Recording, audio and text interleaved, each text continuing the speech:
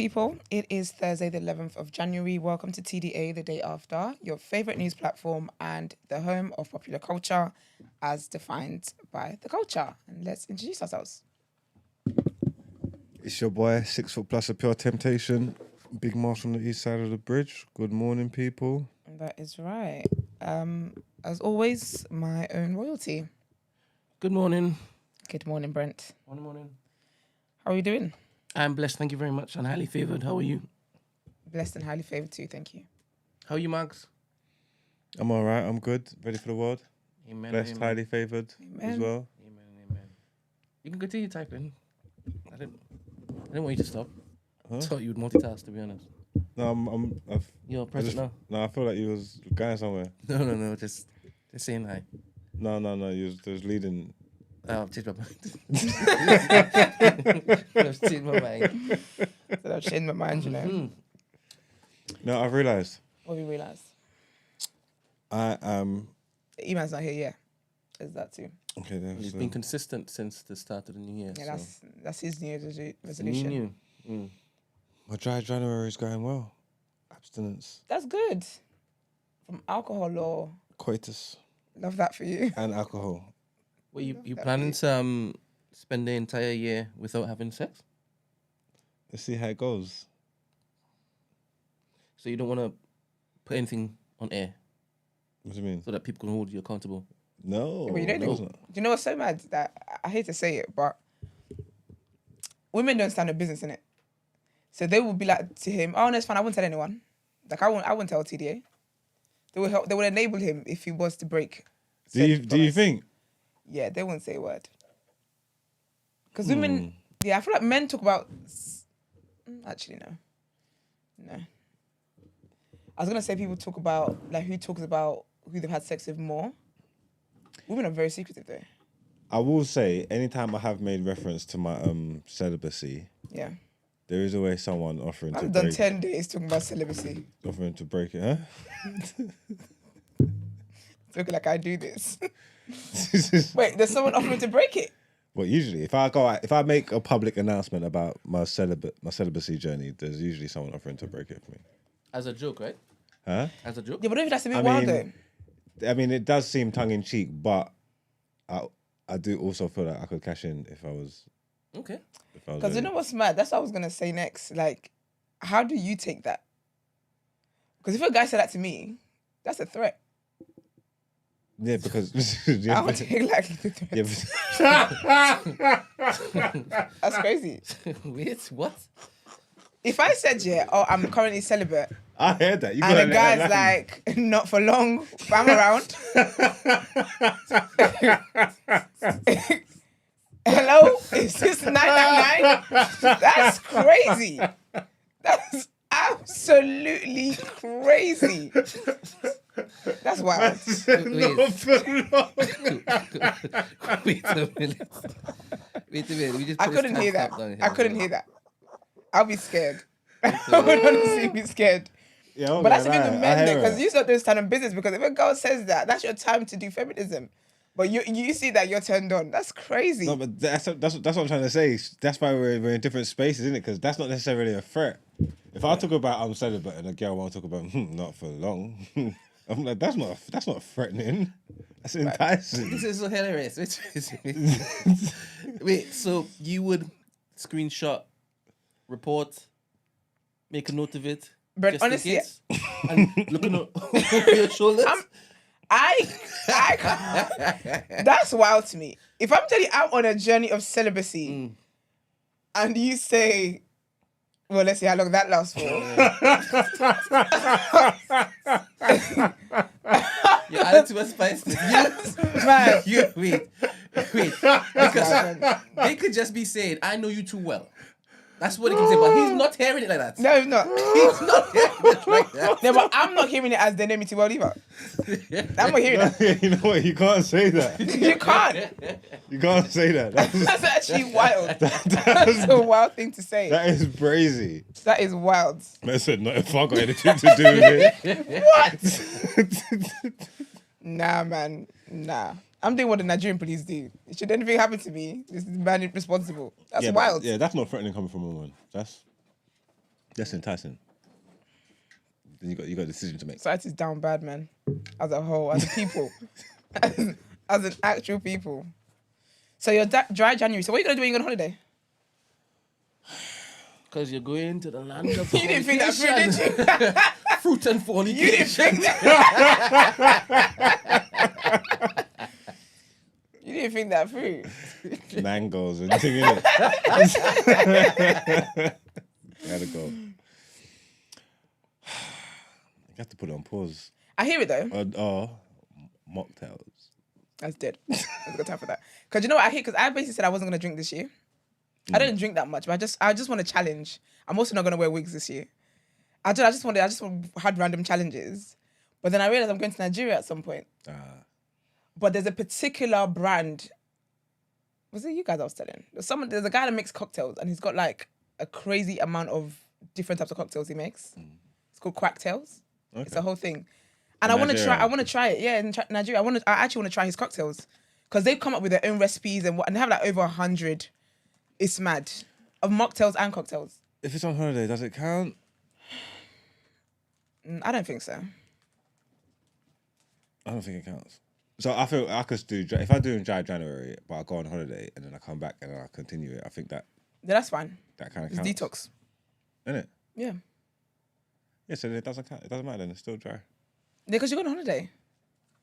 I think it's a bit tricky because you're going on holiday. Yeah, it's tough. Do you know what I mean? Like, it's not like you're gonna finish dry January and then say pack your bags again and go again. Do you get what I mean? Yeah, and I'm not just so. Yeah. I don't think it counts. I think we're alright, Brent. Okay. There's some type of loophole there. Yes. Is that for the alcohol or the sex? No. Or are you doing both? I said both. No, just alcohol. no coitus. No coitus. I love that word. How are you, Mr. Emmanuel? I'm right, man. I don't want to hear they. Yeah, no, you can't play the white man. Bro. Yeah. At some point. You're dragging good white people's name through there. Trust me. You're on the radar. Nah, man. I just Berkye, put up my finger a bit, please. Turn me up. I always want to say that in the studio. Yeah, I'm just cold and a bit annoyed, but it's alright. It's fine. It's a lot. Yeah, man. No, go on. No, I was just gonna say there's no reason and in no season should it take should it take an hour and a half to get here. It doesn't make sense. It doesn't make stuff like that sense. pisses me off, man. Because what are we doing here? But yeah. But no, I'm hearing it might even go down to minus 15 degrees. Is it? Apparently they're saying a storm is coming. And I'll be real with you guys. You already know my story. I made this clear in my contracts. I can't drive in snow. I'm just a girl. I can't drive in snow. I will be here by soon. But apparently like they're expecting a crazy amount of stuff. I don't believe them. Because when it snowed the other day, they didn't know it was coming. We've got to batten down the hatches. Excuse me? Yes. What does that mean? I was thinking like stuff. Oh, Yeah. serious? I wouldn't say I didn't that hear what you Nigeria. said. It must be a Batting Caribbean down thing. the hatches. I think it's a Caribbean saying. It's not. Batting down the Let me hatches. finish this, not. Definitely not. Why do you give that to Caribbean people? Because you're both Caribbean. And two Africans didn't understand. Yeah. The two Nigerians in the room didn't understand. The two Caribbeans in the room did. The math is mathing. What does it mean then, since you don't have your degrees and everything? I'm not exactly sure. It's just like tie shit down. Ain't it like a ship? It's like a boat thing, isn't it? Let me see where it comes from. I think it's a boat. It's a boat thing. It's just like because the storm's coming, so just tie everything up, Okay. make it safe, Use so a chill on safe boats. so it don't blow away. All right, yeah, so it's from the practice aboard a ship of sealing hatches to prevent water getting below decks in a storm by using covers secured by strips of material called battens, firmly attached to the frame of the hatch opening. There you Sometimes go. I find some saying silly though. You know, 'Cause as a person on a boat, why would you not have done those things? Like, why did you want water getting in the bottom anyway? so you would need to basically Do it Label it, title it. in the face of a storm, innit? Because you wouldn't do it before the storm's coming, or if there's no storm. If it's clear skies, you wouldn't need to. Okay, do I it. guess so. Okay, fair. And if they're called certain things, Yeah. it makes sense to say, all right, batten on the hatches. Okay, yeah. Yeah. Yeah, and the only time black people were on ships were obviously. Then you're getting got. Slavery. Oh, that's awkward, isn't it? Okay, well. Everything does lead back to slavery in some way, shape, or form. Some way, shape, or form. All right, well, we've got a lovely packed show for you guys today. Please, as you're here, like the video. Like, literally, pause, take a moment, just hit the thumbs up, and then carry on watching. And yeah, let's get into our first headlines.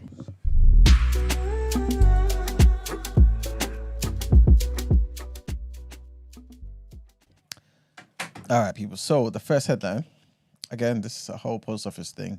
It's still in the news, but the Prime Minister said that a new law will be introduced so that people who were wrongly convicted in the Horizon scandal are swiftly exonerated and compensated.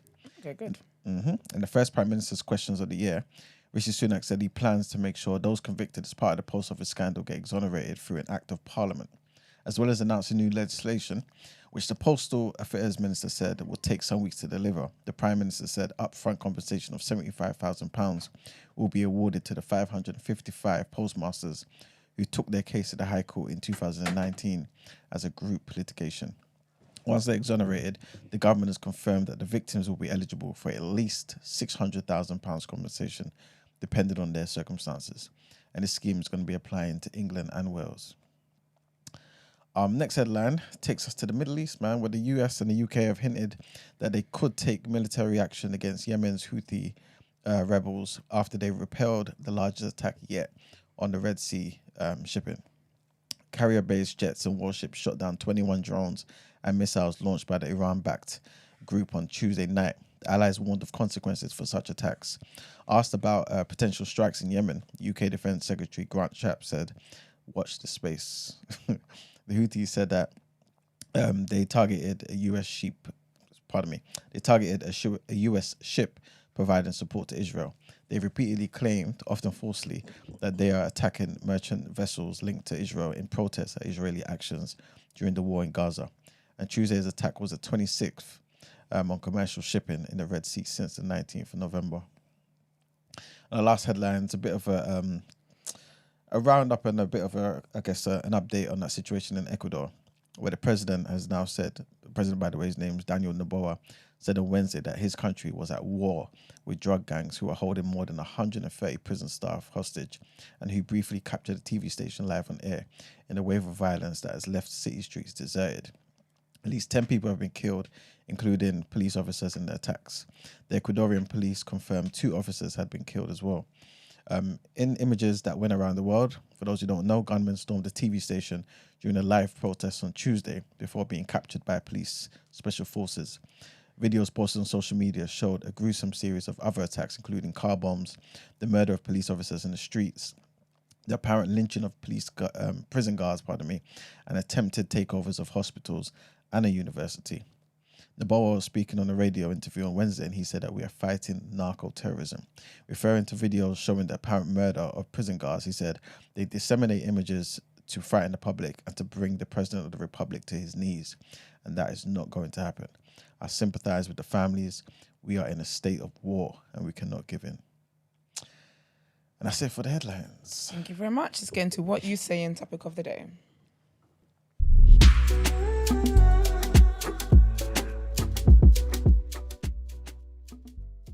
Slide across. It's 2 thingies. All right, people. So today's topic of the day was something that was inspired by a regular contributor of topic of the day. Big up Senegalese Mo. The Senegalese Mo. Got a nice ring to it, actually. Big him up every time. And I was saving it for a certain time because he gave it to me end of last year at some point. Okay. But then I saw a clip which Brent's going to play now where Cameron's talking to Mace and he's making a distinction between Africans and African Americans and why he doesn't want to connect in that way, innit? So that's where it's pretty much linked to. But I'll read out what Mo said afterwards. Brent? You said it 2 clips? No, it's the one clip but you have to slide across. It's an Instagram clip.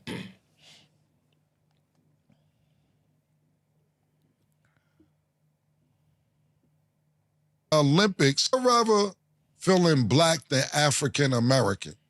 Because our Africans don't even with us. Wow. Because they don't. And Americans do. And Americans do. And Americans do. Well, you're American, Mace. You're born in America. When you go to the Olympics, And when I say African American, you over there, they call us Yankees and all that. They f with us, but we're not from the motherland. We're from America. So I'd rather say I'm a Black American. When we go to the Olympics as a country and somebody Black is fighting from the United States, you don't say African American, you say American. You don't even put a color on it. It's an American fighter fighting a European fighter or China or Japanese or anything. You're known in the Olympics as an American. It doesn't matter. I'd rather feeling Black than African American. Because Africans don't even with us. As an American, it doesn't matter what color you are. You're an American fighting against somebody from Cameroon or Senegal, whatever. The point being is they don't categorize it when it's world competition, but when it's other, it needs to be categorized. So I consider myself a Black American. I don't consider myself African American. And shout out to all my in Africa, much love. But y'all don't consider us real Africans. Y'all don't. They're known in the Olympics. I hear him. So, okay, just about to ask you. I think people just put on a suit and flipping glasses on and think that they're now all of a sudden preachings. That was silly. So, Well, the reason Olympics is a dumb example anyway, because you're representing a country. So that's why. If you got dual nationality, if I was to become an Olympic runner, say I had it in me, and I'm Nigerian and I'm also British, I would have to choose whether I want to represent Britain or I want to represent Nigeria. It's not because I'm coming from the British land. If you got dual nationality, you pick what you want to represent. And I'm sure there's American people who live in America, but when it comes to Olympics and whatnot, they might represent Nigeria, they might represent whatever country they come from and whatnot. No, but if you was filling out a form somewhere, I don't know, in your GP or whatever, and you do Black Caribbean or Black African, English Caribbean. Or like British. British African, British Caribbean, British Asian, whatnot. It's segregated, there's sections in it. You can still distinguish, like, you're British, but where you come from. But then if you go to the Olympics, like what you're saying, like Mo Farah, there's no sections. It's Great Britain, it's British. Yeah, but then that's because it's a different way that it's categorized. Because if the forms don't give me option to say I'm Nigerian, do you get what I'm trying to say? Like Black African, what were the options anyway? Is that British African, British or British other, British, or African, do you Black, get what I mean? Caribbean. Yeah, but them American, man, I'm not gonna lie. I don't, like I'm saying, I don't think it refers to me. But I'm saying, like, I hear where he's coming from. Like, Yeah. and So how where does he they've been think there he's- for hundreds of years and that, they're just called, that's what I'm trying to say, they're just African American by default, if that makes sense. They don't have no connection to to Africa like that. They're Black Americans. They're Americans first and foremost than anything. They're Black Americans, innit? So what he's saying is, that's how he feels within himself, innit, yeah? And all the other times, use it are making me have to think, but when it's important to use it, when it matters, like you go on the world stage in the Olympics, it's just American. So why can't I just feel like I'm just American then? Yeah, but they're African American because of, I guess, where it is that they've come from. But some of them never came from it. Some Yeah, of but them, your their parents, generation, the generations have been in America for bare generations. Yeah, but your generation. And them, personally, are from America. No, but if you're not, because if we're gonna do on a technicality, then you're from the womb, not even from America. Do you know what I'm trying to say? So like your family, your lineage, that's the word, right? Yeah, your lineage is African. That is why you are African American. Hence the Chinese American Yeah. and the Irish American. Italian American. Yeah, because again, your lineage is, so you don't have to physically Yes, come but he's from saying there. that's just when it's other shit they segregate that. Because when you go to if I was watching them on the Olympic stage, I wouldn't know who's Irish American or who's Italian American or who's Chinese American. It's going to be the USA team. Yeah, if it was the replay, they would all be Americans. Yeah, but so what are you saying that you agree with him on? That he should be allowed to feel like that because when it matters, What is he saying? he's saying that he doesn't class himself as an African. He classes himself as an American. He's a Black American. Okay. So he classes himself as American. Yeah. First. That's interesting. Because I just feel like the reason why, I mean, I might be wrong, but it's African American because you originate from Africa. Doesn't matter whether you've lived there, whether you came from there last week or whatever the case is. That's what you are because that's where your people African came from. Americans man that originate from the Caribbean. Is it like me calling myself Trinidadian? It's just black, huh? Is it like me calling myself Trinidadian? Almost. Instead of starting with African. Yes. Really? Yes. No, I think it's more. I think it is because. I think it's more British. But maybe though, because African Americans over there are older than them. So it's not about lineage, because there's man that could be from. There's Trinidadian man in America that's African American. I think it's more to do with you're British. Because they're black. I think if you said that you're Trinidadian and not British, so say you had to fill a form and there's British Caribbean and you say no, I'm going to put down Trinidadian. I feel like that's what it's more like, because again over there they use African American as a synonym for black. Yeah, so you could not be from Africa and be African American over there. But I know a lot of Caribbean people believe they came from Africa anyway. But it'll be wrong though. Huh? It'll be wrong though. If you came from Africa, you'll be perceived as African American. But if you were to actually talk to someone who is African American, they'll make that distinction between you and them. This is why some of them would say, "Oh, you're African. You're not black." You know what I'm saying? Because to them, there's a difference between being black and being African. You know what I'm saying? Yeah. All right. So I think there are a few things in what he said. One thing that I was picking up on that I didn't like, that rubbed me the wrong way, is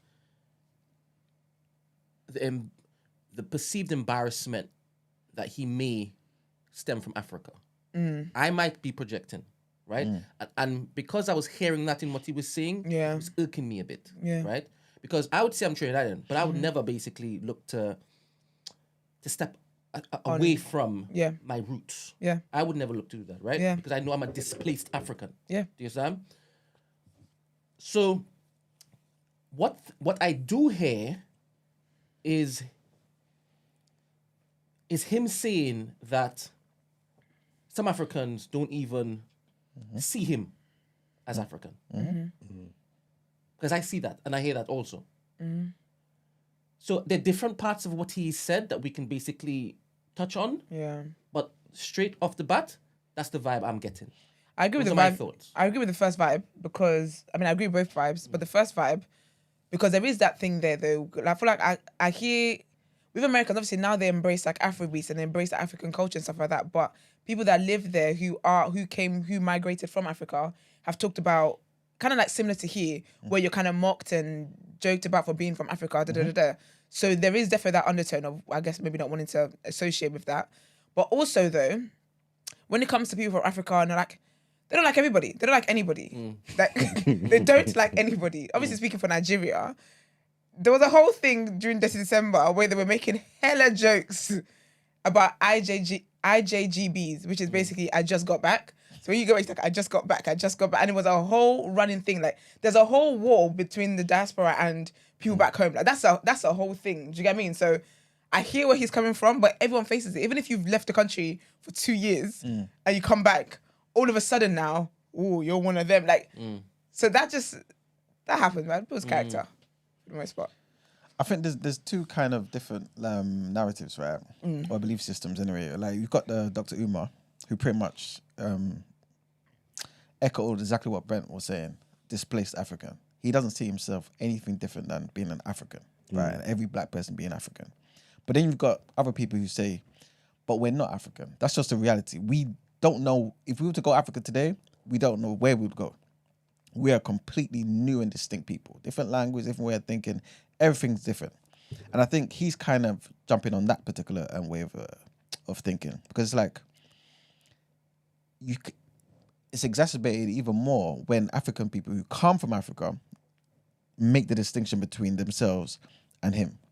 You know what I'm saying? And people like him. And also, like Esther was saying, people in America who are black make the distinction between themselves and other black people. Yeah.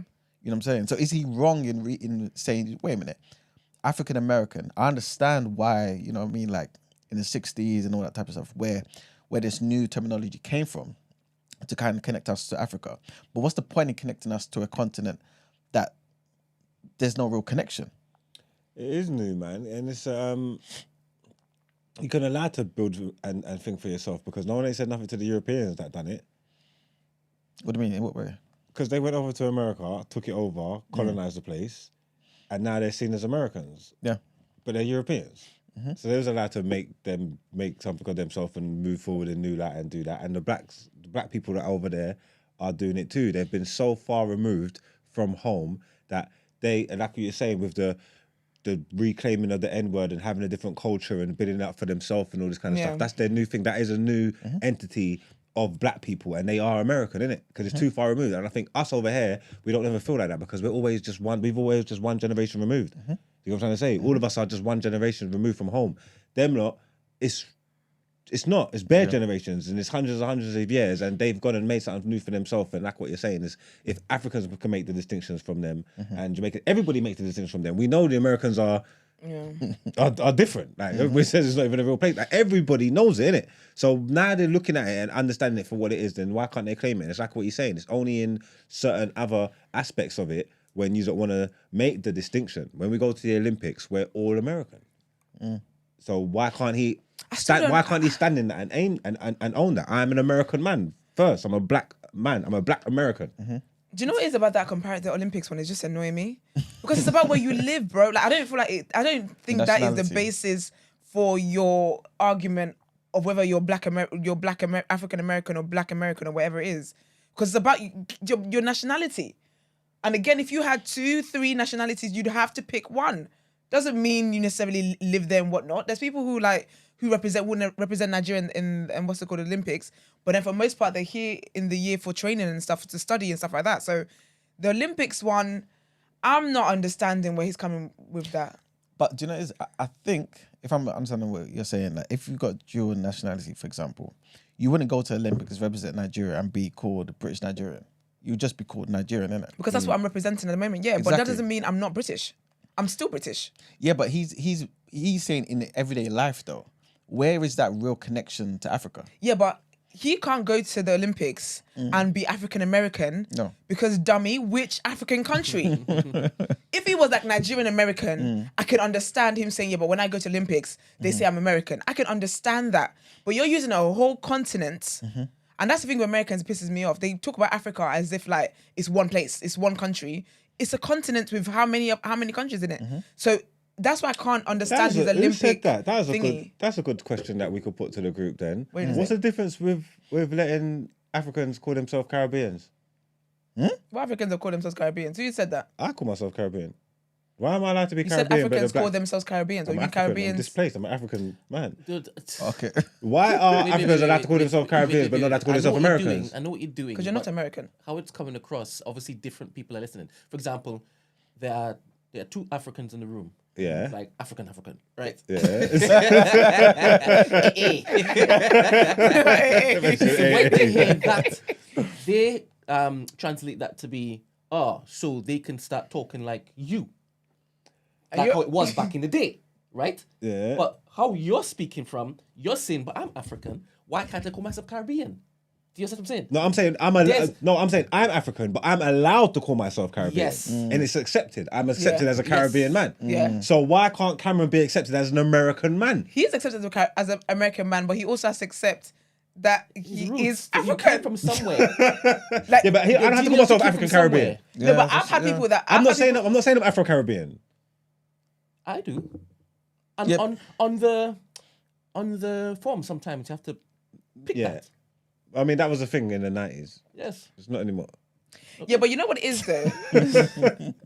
No, but I feel like it's different because I've met people. I remember when I was younger, I was so shy for this person. But basically, she's Nigerian, yeah? That's what I'm saying. But she was like, no, I'm British. I said, okay. what do you think I was going to say? She was faking it. Like they were Jamaican. Go on. There is that. I heard people doing that. I was around for that. But yeah, so it's different because again, you know you got Caribbean roots, but you're also whether you got African roots. This young man in the blue suit and glasses is trying to deny the African roots and just say he's American. But you're not just American though. You're shipped over there. Because that would mean that your history, your identity starts in America. And it doesn't. Do you understand? And it doesn't. Yeah, but like Mark's saying, like Amy said in the chat as well, but no one asks for any description of any other group of people in America that shows their particular roots. No one says, "Oh, I'm Who else? British American. And what? I'm British American." But no, does anyone say that though? No one does. No. No, but, So, but are you if talking you're about- Italian American, yeah, that's Chinese brought up. American is a thing. Latin American is a thing. No, but that's the actual what do you call it? Like for example, the Italian American thing, I wouldn't compare it to. If you say Latin American, fine, because you're talking about an entire region, right? There's But- Latin America. Yeah. It's the Americas, isn't it? Yeah, but Italian American is a thing. Yeah, but that's There's a more, whole that's, Real that's a Housewives spec- franchise based on them. but that's a specific nationality, innit? To say African American is like, what is that? You know what I'm saying? Like you wouldn't say, oh, I'm European American. No, but you also have Chinese American. You have Lebanese American. No, but that's specific. Those are countries. You know what I'm saying? Like you wouldn't say, oh, I'm Asian. Like I'm European American. You may say Asian American, But that's because they would typically think of like They do say Asian American. though. yeah, but they'll speak of certain particular places. about, like, you know East what I'm saying? Asia. This is a thing. I don't know why it's going on like it isn't. It is a thing. And what I was about to say is it gets easier if it is that in America, if it is that your culture has been ported when you migrate, Yep. it's easier to basically Exactly. hold on to it. Yeah. Exactly. With African Americans, you can't see that. But I think that's the difference, though, Brent. Because what you're saying is when you come across it, you're migrating and you've got your culture. The only reason why we call you as something American is because Because we didn't migrate. But they didn't migrate. exactly. That's They what I'm saying. got That's what I'm saying. Like we only call you Latin American or Italian American, whatever it may be, Chinese American, because we know exactly where you came from, and we're just making a slight distinction to be specific about your whereabouts. But there's no one does that for white Americans. You know what I'm saying? Because who knows where in Europe they came from? It's that long ago. Same thing with the black Americans there. yeah, so they call them African American. Yeah, but what's the point? That's what he's saying. What's the point?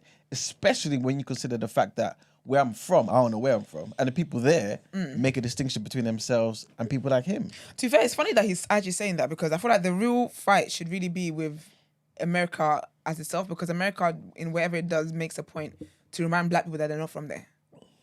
So all this fight he's fighting, slightly LOL. But do you think they make a point to remind them of that? Of course they do. The is it whole more- racism, the whole police shootings, the whole all that stuff. What I mean is that more so showing them, remind them that they're second class citizens, or that they're not from there? No, I think it's more. I think it's both. You're not from here, so therefore you are second class citizens. Okay. I feel like it's both. So that is actually interesting that that's where he's wanted to do that, because I've been hearing more Americans talk about like doing the whole ancestry thing, trying to find out what countries they're from and their roots and all that kind of stuff, and making a point to be like, do you know what? I'm actually my family to 2 generations have not gone back to Africa or anything like that, but I'm gonna be the one to do that because really and truly this isn't really. Yeah, I'm American, but this isn't my home essentially, and making a point to like invest back home and build houses back home and actually go back and return there. But that's the thing. I think by this point it is their home. What, America? No, it's your home, but it's not where Like, you I come don't- from. Even with us, like we live here. I think we just take advantage of the government and enjoy having a red book sometimes and that. But we don't really like, because all of us in our conversations, like when we speak to people, we meet people of color and all that. Like our first question is usually like, "Where are you from?" Like, do you know what I'm trying to say? Where Like, you really from? yeah, like where are you from? What's your background? Where are you from? Like, where are you from? Anybody that's obviously, if it's an English person, that's like just wow, no fish and chips, whatever. We don't bother because you know you're from one of the aisles, whatever it may be. But anybody that's a person of color, when you in your interactions, when you talk, your first thing is, where you from? What's your Why background? do And none of Americans do them, that too, though? none of them say British. They'll tell you. Yeah, but They'll Americans all do tell that as you well, where they're though. from. Well, no, if I ask America where you're from, I'm gonna say Alabama. I'm from. You know what I'm trying to say? I'm from Wisconsin. Like, you feel me? That is Whereas true. us over here, and all of us understand we're not really from here. But do you think that's because they got lost? That's the erasure. That's the Exactly. white man's fault, because Yeah. all of those records were kept with the white man. Where did you get that stock from? I got it from here. They didn't have access to that. Yeah. Do you understand? So it's not their fault, 100%. But if they migrated, like I said, we would not be saying that. Yeah. Do you understand? Do you know what I think as well? Do you think it's because they've got like so many states and how Britain is shaped? Because if someone from Dublin, for example, came here and you said to them, "Where are you from?" Say it's a Nigerian Irish, they're not telling you I'm Nigerian. They're telling you I'm from Dublin. If they're from Scotland, they're like, I'm from Scotland, because they're going to interpret that question as Okay. Yeah. where they reside.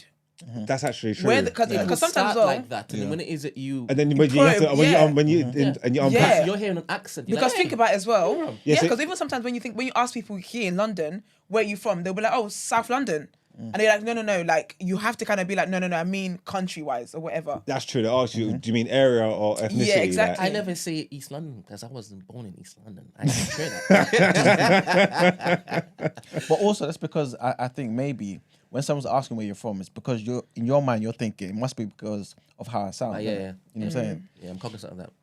Are you shivering? Yeah, man, I'm cold, man. Put some heat on, man. Can I? I got a t-shirt. Yeah, I on, got a man. crop top one. All right. I don't mind a bit of heating. Alright, so I wanna read Shivering. I've been like this from the beginning. I keep telling you people I'm not from this place, you know. Well, apparently, all of us. So Cameron, goodness me. But I want to read what Senegalese Mo said. Yeah. So again, this is in December, right? So he was like, "Oh, hello, man. I'm listening to the pod today, and it's interesting.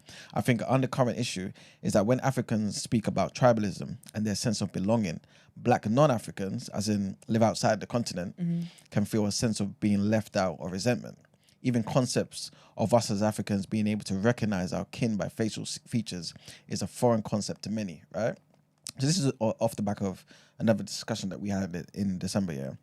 But he also said maybe a conversation could be built around Africans and if they make outsiders feel welcome, and what kind of frameworks should be developed to include diaspora Blacks in Africa.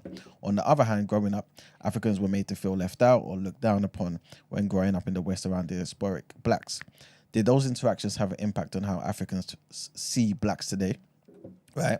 Finally, does the idea of a homeland really matter, and why? Is it realistic for the diaspora to see Africa as home, and are they entitled? Entitled to see Africa's home. Yeah. Well, yeah, that's where we come from. But how would you claim it? If you're entitled to something, you can go there and claim it. You know what I'm saying? How does an African American really do that? How does a Caribbean do that? Well, claim what though? Anything back home in the same way that we can. Well, land and No, but I can't claim Yeah. anything back home. I Yeah, don't you live can. there to. I can't go there and be like, oh, this is my land. No, but nobody could take it from you because you got a passport. You can go back in there, and as a citizen, same way you got certain rights here as a British citizen over somebody who comes from China, right? There's certain things, you know what I mean? Like there's certain claims. Yeah, but isn't it with citizenship anyway? I only have Nigerian one because I live there. Do you know what I'm trying to say? But then you can it's get also a because you're passport there. linked to your parents. Huh? It's because you're linked to your parents. Your parents are Nigerians. Yeah, but people can get passports though.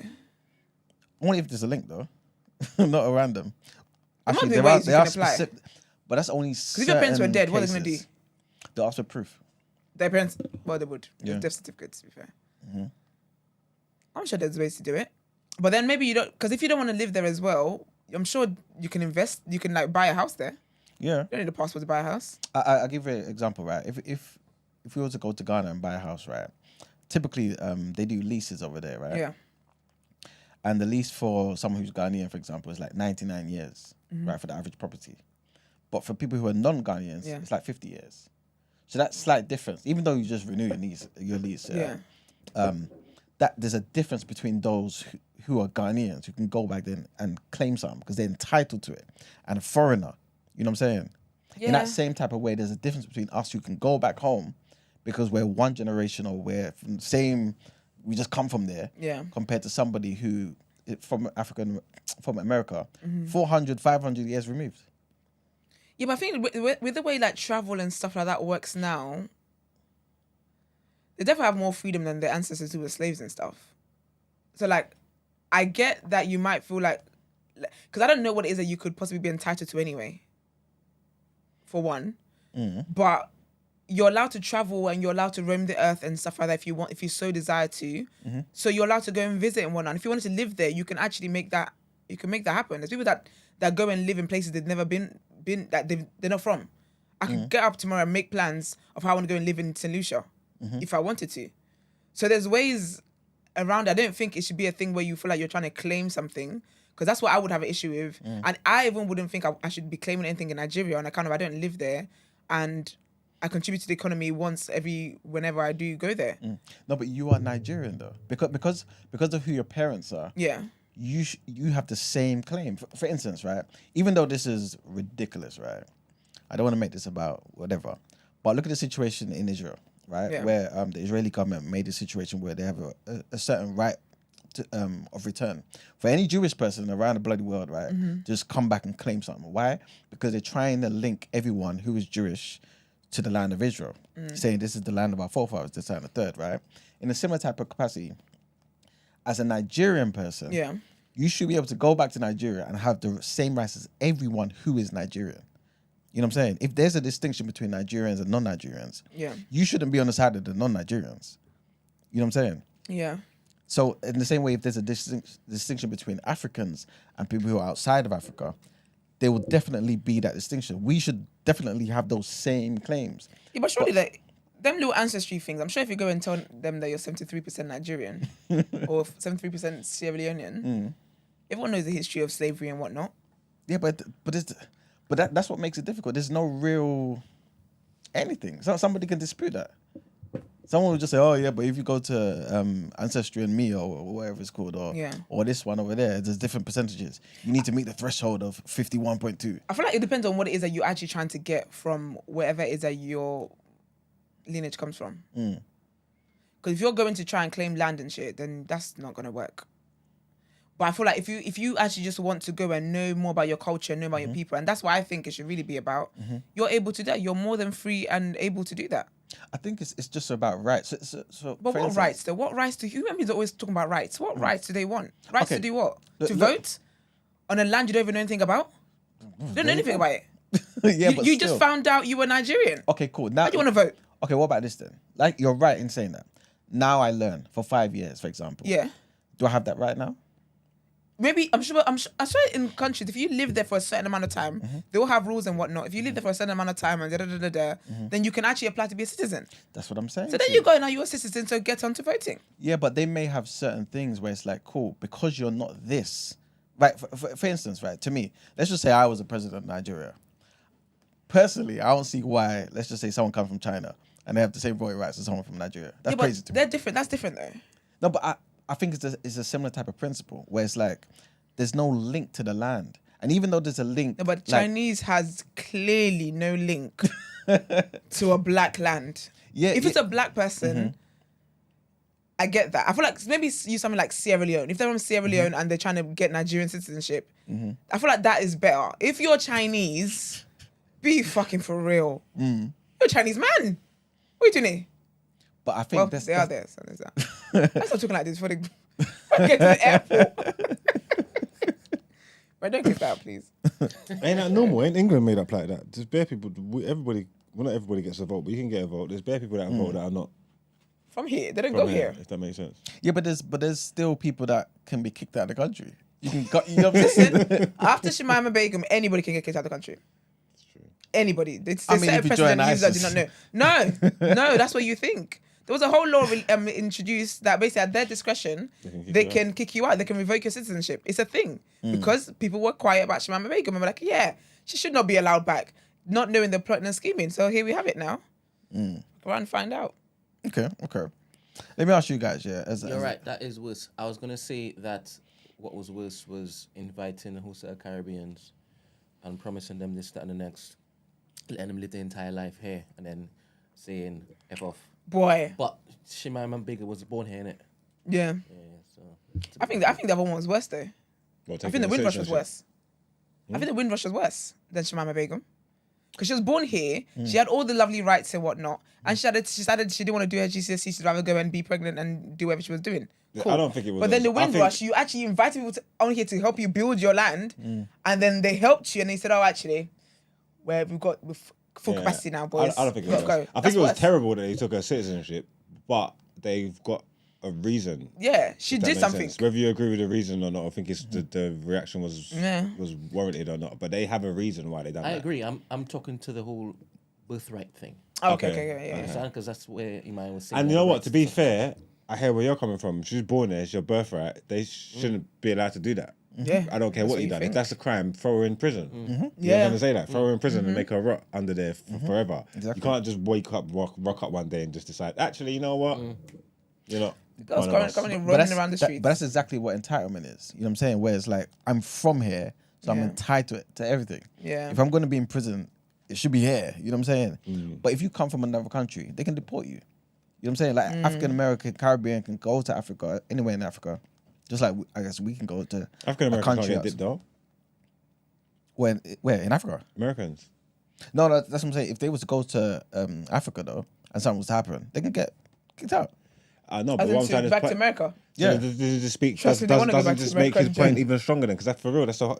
Ain't that like a point? I don't know why I'm clinging on to this. I feel like I've done something here. Well, let's find out. I don't know.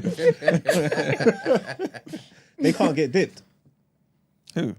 African Americans. Cameron. Exactly. So he's American. exactly. That's what I'm saying to So you. then what he's saying is right then. That's what I'm saying. He has a point in what he's saying. Okay, yeah. Oh, you're with me? Yeah, Ah, exactly. okay. Yeah, he's like, Like- that's me, man. I don't know to word more. I don't necessarily agree that he should, like, African Americans should see themselves as completely different to Africa, but I can understand why he thinks that way. Yeah. You know what I'm saying? Because we don't necessarily view everybody else in the same way as you do African Americans or Black Americans. But we're all different, and I think even as like black people ain't never been like a monolith like that. We're all different, and I don't understand why we just can't accept our differences. It doesn't mean that we're not black people, but there are differences. We don't really take into consideration what Afro-Latino people will do, or even or how they see themselves to speak a whole different language in regards to certain Afflicting is a things, whole and we don't even really pay no mind over here on this side. You get what I'm trying to say? Like, so I think everybody should be allowed to be different. And because we could be different and still be the same, if that makes sense. Do you feel like it's important for Black people to view Africa or any place on the planet as the particular homeland? Do you feel there's a need for it To have a homeland. to have a homeland? Home's where the heart is, man. I mean, why are you laughing for? You just took it off the shelf and said, "Yeah, here's where I put this." Is it important to have a homeland? I think it depends what kind of person you are. With black people, with them being displaced throughout history and stuff like that, like the homeland is where you make it, innit? Like Brent's homeland is Trinidad, Home is where the heart is. but it's not really. So what then? Our homeland is Nigeria. But I If- live here. If there's certain characteristics, certain behavioral patterns, certain desires and wants that you just can't explain, and somebody tells you, "Hey, I can point you to a tribe in such and such where a host of your questions may be answered," that is empowering in my estimation. It opens you up. Do you understand? And for you to go back and then see so many people who look like you, who have your mannerisms, I think that's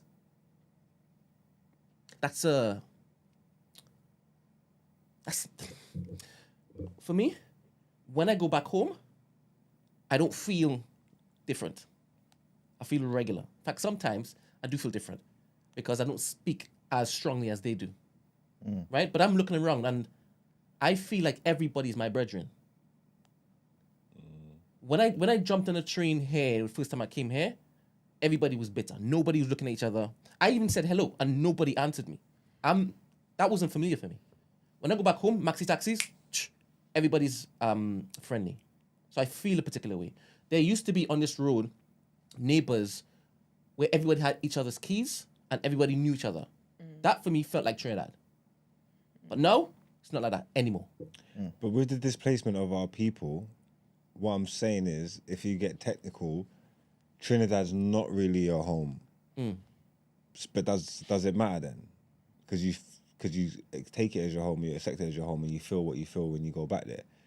So then, does it really matter then? Is there necessarily a need for it? Because home's going to be wherever you make it, wherever it is, in the sense of, am I making my point? What I'm saying? Because your homeland should be somewhere in Africa. Yeah. And I spoke previously about the cultural practices carried over. In Trinidad, we embrace that. Okay. Far more than African Americans embrace their heritage. Yeah. So it's a little different. Yeah. I definitely would like to go to Ghana I like to go to Nigeria. I don't actually know. Where? Yeah. In my head, You're it's going Ghana. in. Yeah. In my head, because of my Hugh. But your love for the women. my my gentle disposition. Listen, my gentle, you are Nigerian through and through, sir. So one day I'm definitely gonna go there, and I do believe that I'm going to connect to With that it. place. Yeah. In a different way that I can't articulate now because I have no reference point. It's the best thing, man. It's just the best feeling. Like, it's just the best thing ever. We're going home.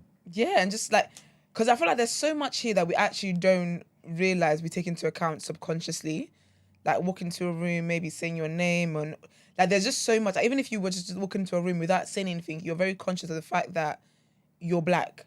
And I think we don't realize how much that actually can weigh on our bodies and stuff, or even mentally, until you actually go back home to like an African country or Caribbean country where everyone looks like you and you just exist.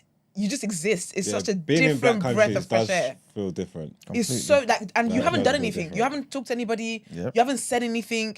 You just landed in the airport, and it just feels like, oh, like you just feel free. I told you when I Best went to thing, DR, man. I was naive. I didn't know DR was a black country. I don't know what I was expecting. I thought it was like Yeah. I don't know, like South America, Mexico, and all these kind of. I don't know. You know what I'm trying to say? When I got there, and it was like a black country, and it was just black people everywhere, and I'm saying, oh shit, I'm essentially home. Like, you know what I'm trying to say? I'm like, this is lit. I fuck with this. This is cold. Being in black countries is dope. Going to Jamaica and driving around and seeing all the people on the billboards for the advertisements are all black people was weird to me. Because usually on the billboards it's just all It's a mixture, guy. exactly. it's all white people. Oh yeah, or they'll get It's a mixture, they'll it's do a mixed, mixture, racially guy. ambiguous to try and help. But it's like it's very light in it. You don't see that kind of representation. Seeing like a whole family, like mum, dad, daughters, and it's all black people. And everywhere you go, it's just all black. It's like, oh shit, I'm really here now. You know what I'm trying to say? Like, this is lit. This is how it's supposed to be. You know, such a lovely countries feeling, where colorism is rife. It's like we're talking about going back and then we're not feeling different, Yeah. right? Because racism, as it stands, it's not evident. Yeah. Right? To be honest, it could be in different ways, right? But But it's not prevalent like that. in a different setting, it's colorism now. And Do you know what's so weird? Yeah. Because I've been to Morocco and I had that same feeling of, oh, like, this is kind of home. I know they're looking at me like I'm home. I know. But I heard they don't like black. I heard it was they still that don't like black feeling people though. in Morocco. yeah, well, how did you? North Africa. I gone All that really strip. well. I mean, a couple people were like, oh, Nicki Minaj. You know, so, okay. All right. Wow. You're just stupid.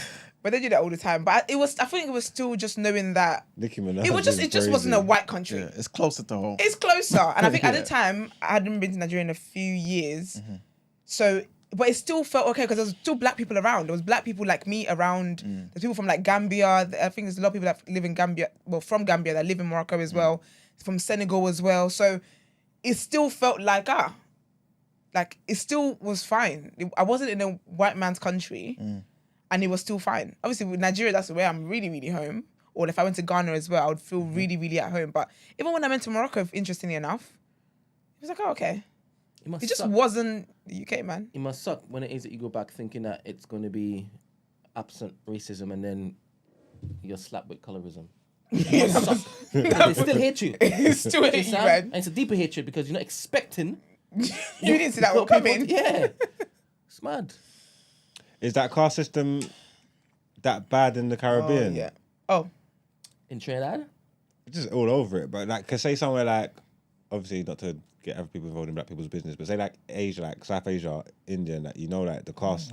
Let's say This like the is racism, deep. they is the caste thing's deep in it. They treat you, so you will feel the racism being the wrong hue. You get what I'm trying to say? Like, is it like, obviously I know, because obviously like there's been that culture of bleaching and stuff like that, so people want to be lighter skinned and stuff like that. But is there that prosecution of? do you not think it is? I think it probably shows up more as microaggressions. 100%.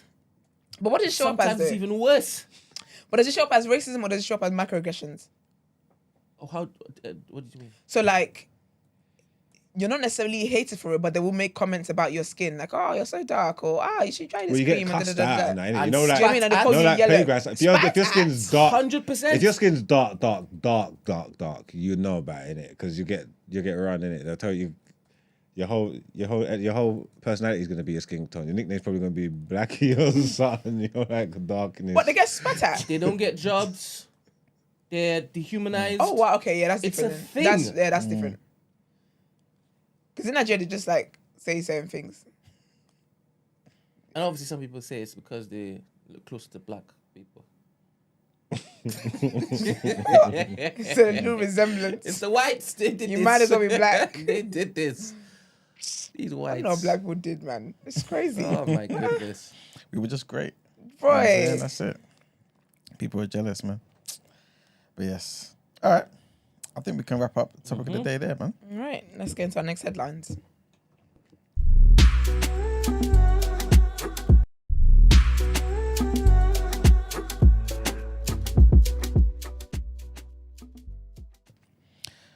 All right, guys. So our next headline, big trigger warning here, guys. According to police figures, more than half of the reports of child sexual abuse in England and Wales in 2022 were made against people aged under 18. Most child sexual abuse offences were committed by 14-year-olds. Imagine. 1/3 of abuse came from within the family, with at least 32% of cases stemming from online sexual abuse. While online cases contribute to 52% of abuse by children aged 10 to 18, the report says that the growing and concerning trend also includes serious sexual assaults, including rape. The rise of artificial intelligence has also contributed to the problem, as hyper-realistic images and videos of abuse can easily be created and then distributed online. The report said that the rise in online abuse was no doubt partly due to the increase in smartphones and digital devices. Question, quick one. When your kids get grown and stuff, are you gonna firstly, are you gonna give them phones in primary school, as in like maybe from year 5, year 6? No. Okay. Are you gonna like really proper monitor like the internet stuff? 100%. Okay. 100%. I think that's what's unfortunately missing in kids today. Like my kids will not be allowed social media, all that stuff. Nope. Like I'll be protecting my kids to a T. You just gotta put the blocks on the modem and that, and the child protection and stuff and that, innit? People don't really go out their way to actually do it, but I think it's quite easy They lie by it. when they give it to you. when you can set it up from the beginning, you can put the child protection stuff on it, so certain sites are not But even. you know they can accessible lie by when- the age. God forbid you got a kid that's good at maths, because some of the social media websites want to start doing a thing where they have to use ID and stuff. When the kind of people lying about their ages and stuff.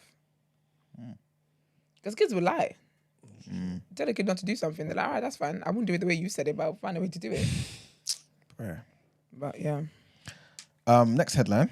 9 members of a New York Hasidic Jewish community have been arrested and charged over a secret tunnel. Like, Have you? what? Sorry, carry on. I need to add to that when you finish, because I couldn't believe it. There was a guy on X, right, for months. He's there saying, "Hey, I can hear Yiddish under my floor, and I'm on the ground floor, and I have no basement." Yeah, but you know he played that like 2 years ago. Imagine. He's like, "I'm not going crazy." He's like, I can hear it. 2 years later. Okay, imagine. And then he came back and he was like, some of you owe me an apology. He quoted to it. He's like, you owe me an apology. He said, I told you. I think he said he called the police or something. They were like, you stop it. That is Foolish, crazy. He you was know? right. Wait till you find out what they were doing on there. But anyway, carry on. Yeah, so Tell they've you been after. charged and arrested. Arrested and charged over a secret tunnel that connected to a historic synagogue, right? They fought police after city officials and leaders of the Chabad Lubavitch headquarters came to close the tunnel. The men are charged with criminal mischief, reckless endangerment, and obstructing governmental administration. A spokesperson for the Chabad called them a group of extremist students. The tunnels were built under a prominent street in Brooklyn, where the Chabad Lubavitch headquarters are located, and the building is one of the most significant Jewish sites in the city. A brawl broke out after police found a group of young men blocking efforts to inspect and fill the tunnel with cement. Some of the men then broke through the wall of the prayer space. Those acts led to the arrest. It's unclear who built the tunnel, how they did it, and what their motivations were, but it appears that the tunnel connects it to at least one other building on the street in Brooklyn. So what I had heard, right, was that when they were doing searches and whatnot, they found like mattresses with like blood stains and whatnot. So it turns out trigger warning, right? Turns out, yeah. So Vice, you know the publication Vice. There's an article of some guy. You're so dumb, Brett. Where is this? That's how they get in and out of the tunnel. Man, put the thing on. No way. Put it on here, please. What are they doing for? Thank you.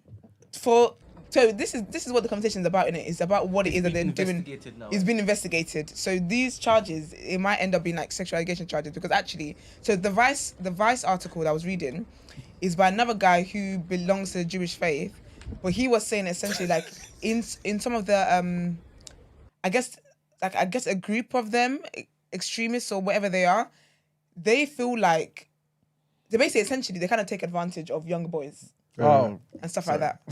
So, and he was basically saying, like, so he speaks up about it because some of them kind of believe it's part of like it's a rite of passage essentially for them to do that. And he said he actually walked in on somebody, on like a higher up priest or whatever they're called, doing that, and he confronted the guy, and to the point where now he actually gets attacked. Someone actually, so in the Jewish community apparently, like he's been ostracized, and they don't want to talk because they call him essentially like a snitch or whatnot. And then one time he got bleach poured in his face because again of what it is that he does. So when I'm hearing allegedly that there was mattresses and stuff with whatever, disgusting. you know what they're doing up there? Animalistic. Because why can't you pray to who they're praying to on ground? Above ground, innit? It was a whole thing. It's a proper sting operation. Wow. There's Oh mattresses. my goodness. So who is that? Are they the ones doing that? Boy, I think now they're trying to act like they're cooperating. Is it? You're such an idiot. You're such an idiot. Why can't it be the ones who didn't know that this was going on? Hey, I mean, I don't believe it. They look vexed. Yeah. The article was it was absolutely sickening. Like it was absolutely, because they were saying, do you know, he actually said how he believes that 50% of young male Jewish men have actually been sexually assaulted by like people that like their elders and stuff. And then he spoke to this other man who is like a priest as well. But his thing is to help kids that are like survivors of of sexual assault and whatnot. And he was actually saying, nah, it's way more than half of the adults that currently belong to that religion in, I think, was in New York or something like that. But yeah, it was written by Vice, just in case we want to try and cancel me. I didn't say Vice did. It was a whole thing. It was very disgusting. It was very, very mad. But I guess we'll find out what it was that we were doing under the tunnel soon. Human beings, man. Because it took them a while to arrest them anyway. This happened like 3 days ago. Damn shame. All right. My last headline. It's pretty much emerged that ministers blocked an ethnic minority woman from joining Channel 4's board before the appointment of 4 white directors triggered a row over diversity targets, right? So Rosina Breen, who's a former BBC executive, was put forward as a preferred candidate to take up the role of non-executive director at the broadcaster by the media regulator Ofcom. But the culture secretary, Lucy Fraser, who has the final say in the appointments, right, rejected the move without providing any reasons for the decision. Ms. Breen told TV industry magazine Deadline, this is what she said: representation is essential, and the all too live reality is that women of colour, especially, face multiple barriers. We need to jump higher, we need to run faster, work harder, fit in. News of Ms. Breen's rejection comes a day after Channel 4 chairman Sir Ian Cheshire criticised the government's decision to appoint 4 new white directors to the broadcaster's board. Following the appointments, 14 out of the 15 Channel 4 board members will be white. Do you know how much it is that they probably don't like ethnic minorities? Because this woman don't even look. Look at her. Oh, come on, man. You guys could have accepted this one. She can be white passing if she wanted to. What happened to her? They said no. They said there's no man. room in the inn for her ethnic looking ass. What's she trying to get on? Channel Channel 4. 4 board. Qualified, she's the former BBC executive, everything. And they threw her out and put 4 white people in. Yep. You said, I don't want to know where you came from in Africa. Anyway. But yes, that's it for headlines. Time to pay the bills. Nice, let's get into some word on road.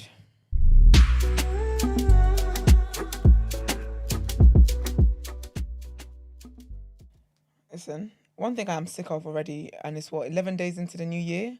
I'm sick about talking about Jonathan Majors. And I'm annoyed. I'm gonna have to talk about him when he finally gets sentenced. But this is the whole Coretta thing again, and I'm just really sick of it. More Coretta. More. 2 days ago, I told you he did the ABC News talking about Megan Good has been nothing but a Coretta. Yesterday, I told you Bernice King, who is MLK and Coretta's child, said, "Hey, keep my mother's name out of your mouth." Well, today, Jonathan Majors decided to defend why it is that he says he uses Coretta every other second. He basically said, "My intention was to convey my utmost respect for Coretta Scott King, her achievements, and both her personal legacy and the one she shares with her husband, Dr. Martin Luther King." That's it. That's what he said. The guy's an egg, man. He's just an egg. Anyway, I'm done talking about Jonathan Majors for a year. Who else is on my list? Because there's a lot of foolishness going on. Okay, so I mentioned last year that Teyana Taylor basically filed for divorce from Iman Shumpert. And obviously there's court documents going on. She basically filed with the initials so the press didn't get a hold of it. He decided to file something back and put their full names on there so the press would get a hold of it.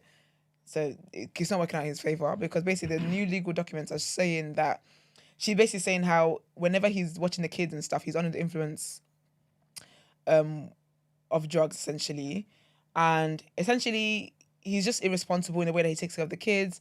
And apparently one time he apparently doesn't feed them when they're with him. He smokes weed around them. And then sometimes he will still be under the influence whilst he's taking care of them. And then one time, this is wild. This is crazy. Basically, he wanted to go to the arena, right? He put his kids in a ride share in Chicago. He put his kids in an Uber pool, and then got a private driver to take him to where it was that he was going. And she just says that he consistently demonstrates a clear disregard for the safety of the minor children. And she said that, it was mad. It was a whole thing, man. But I'll keep an eye on that. I reckon that she's probably going to end up getting full custody and whatnot. And he would just have to pay child support. But I guess that's what she's saying all these things for, in terms of the kids' well-being and whatnot. I also have been talking about this week, Stefflon Don and Jada going back and forth about a whole thing. It's been long to say the least. Sorry. Anyways, Shonda Paul decided to enter the chat, and he basically posted on his Instagram, and he said the picture says it's like a picture with text and whatnot, and it says "Woman nothing talk so." Then he at Steph and at Jada and said, live better, my sisters. He says, don't follow the waste, essentially. He said, why does he talk how he sings? Like, why does he type how he sings? It's annoying. Anyway, he said, I don't love this not one tall. So I guess I don't love this at all. The same way he was like, Sean Paul. Clearly, because this is a lot. It's a whole thing. He even said the example, as in EGSAMPLE. Is he a big figure in Sean. the Jamaican community? Who's Sean Paul? Yeah. Like a godfather of sorts. Or is he like one of those things where it's like, Like a what Craig does Ja David. Rule think about something? Not Ja Rule. Don't you dare do Ja Rule. Like a Craig David. I can't speak for the natives of Jamaica, but I don't think anyone gives a shit what Sean Paul's got to say. You were surprised, you know. Nah, he must that be. what he has shows he he be must be saying a now? dad's, don't it? What? He's a boss over there, man. Oh. Big Sean Paul, top artist. You need to pick a side. Uh-huh. Is he or is he not? He said, I don't think anyone cares. Then he said he's a big boss. Okay. Anyways, he said women should be warriors, yes. But for a I cause. saw that and I was like, shut your ass up, Sean Paul, man. Shut your ass up. I don't give a fuck what you guys say. He said, I'll be honest, this is giving Coretta Scott. So he said, you should lead the way morally for the fam. Men get heated. You calm us down. You already know how I feel about stuff like this. I hate when people... Anyway, he said, men get heated. You calm us down. How can we calm down if you're doing that? If you're doing that too? Don't calm down then. He says, two beautiful black women, live better, set a better example, please, for the culture. I'm begging you. He said that in patois, but I'm just not going to do that.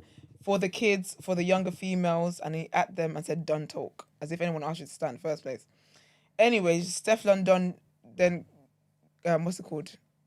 Commented and said, It's not that serious. Trust me, it's just some fun. And then he said, not for my little daughter, Steph. Long time, me got love for you. And Jada, she likes your songs. Come on. Mina lead her, so trust. Question. They weren't shaming each other for their sexual antics, were they? Of course they were. But I thought that that's supposed to be embraced. Brent, Sexual liberation. there needs to be a meeting about this said sexual liberation. Because sexual liberation and somehow men are still the center of all of this crap. So I don't know what the girls are on. I'm on the other. Sexual liberation covers people who are sexually active and people who are not. Yeah. I'm on that side of things. Okay. It's embracing all. But my thing is, and that's why I just think it's just so silly to me because I'm about to report on Asian doll. Is it Asian doll is Asian the Bright, right? Yeah, it must be the same people.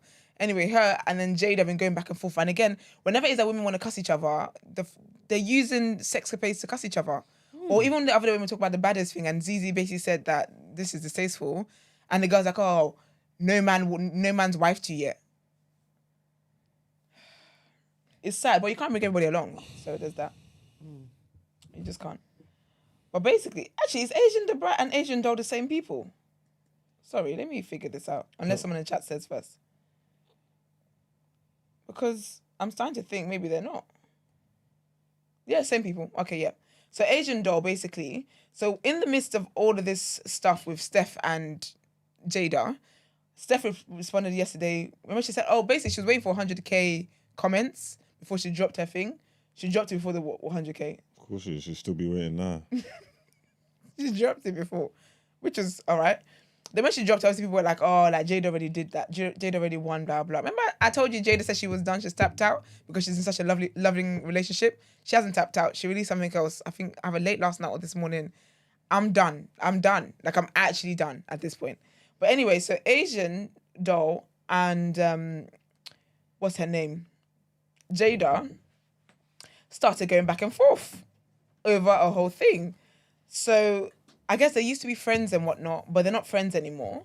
So they were just saying a whole bunch. I don't even know where to start with this foolishness.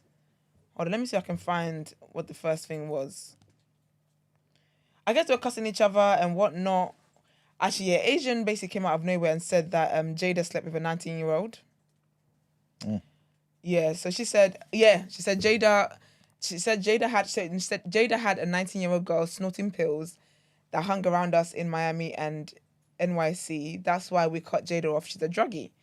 And then someone said, what, none of your friends pop pills? And she says, no, if you pop pills in America, you're a crackhead. It was the whole thing.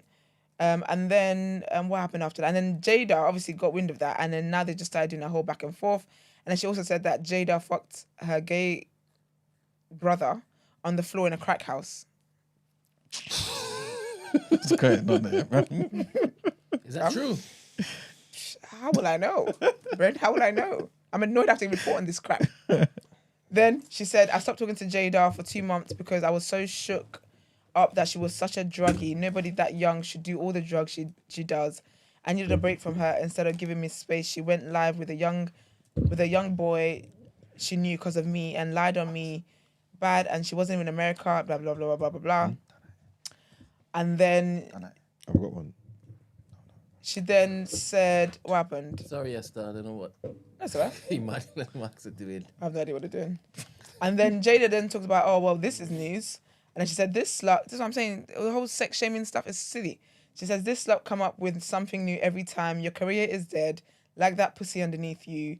This bitch had a whole rotten tampon in her pussy for 2 weeks. You nasty as F. This is what people were doing there. And then Jada, and the Asian's also alleging that Jada fancied her and wanted to be a lesbian lover with her. And then Jada then said to Asian, go and take care of your crackhead mother and your special sister. Go buy them a house. You're always focused on the wrong shit.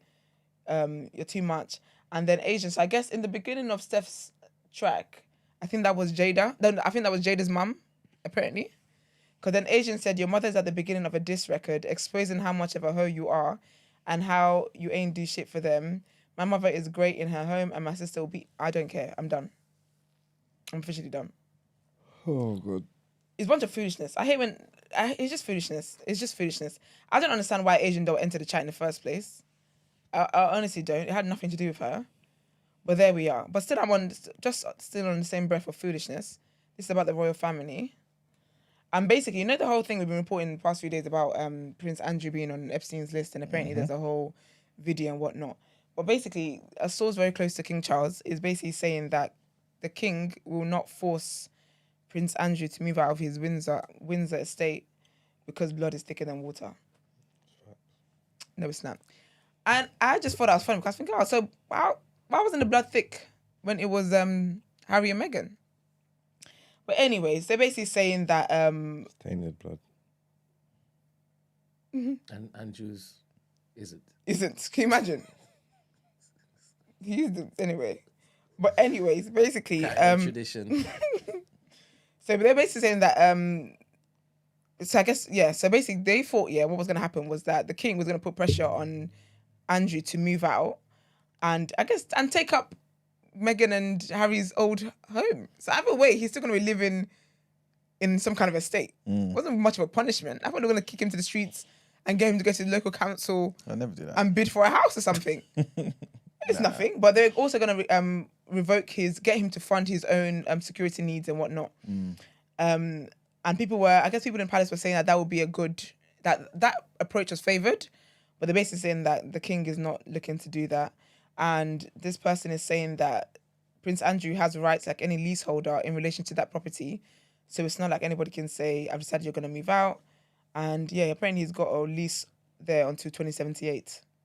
Oh, wow. Yeah, so he's just never going to leave there, is he? And he's lived in a 30-room house for 20 years. 30 rooms. Need space, man. Does he have kids? Yeah. Probably in the rooms. That could be my... Well. And then it says that the king is someone with a high level of integrity and the people in the royal household who will take a more aggressive stance. But in that family, blood is thicker than water. And I just thought, interesting. Is it really? That happened. And then also really good, just to cleanse our palates, something very positive. I talked about Tiwa Savage yesterday. But she's got her first feature film. She announced her first feature film and it's going to be through Prime Video. And it's going to be released this year in over 240 countries and territories worldwide. And it's called Water and Gary, which was her last EP, I believe. The one with Somebody's Son, her song with Brandy. That was on there. Beautiful cover as well. So she said, this has been over 2 years in the making. And I must say, this is probably one of the most adventurous, fulfilling things I've done. I feel blessed and honored not only be making my debut as a lead actor, but to have also so my English is fighting me. Executively produced this film. I honestly can't wait to take you guys along with me on this next phase of my life and art. I'm just getting started. I'm looking forward to watching that. I love Tiwa, man. She's just good vibe and she's just gorgeous and she just minds her business. So I'm looking forward to that. I'll let you guys know when it is out, and when I watch it, I will let you know how it goes. But that is it. It's a bunch of trash news. I'm really upset about that. I really hope I can report on people getting engaged and having kids tomorrow. But anyways, let's get into People's Journal.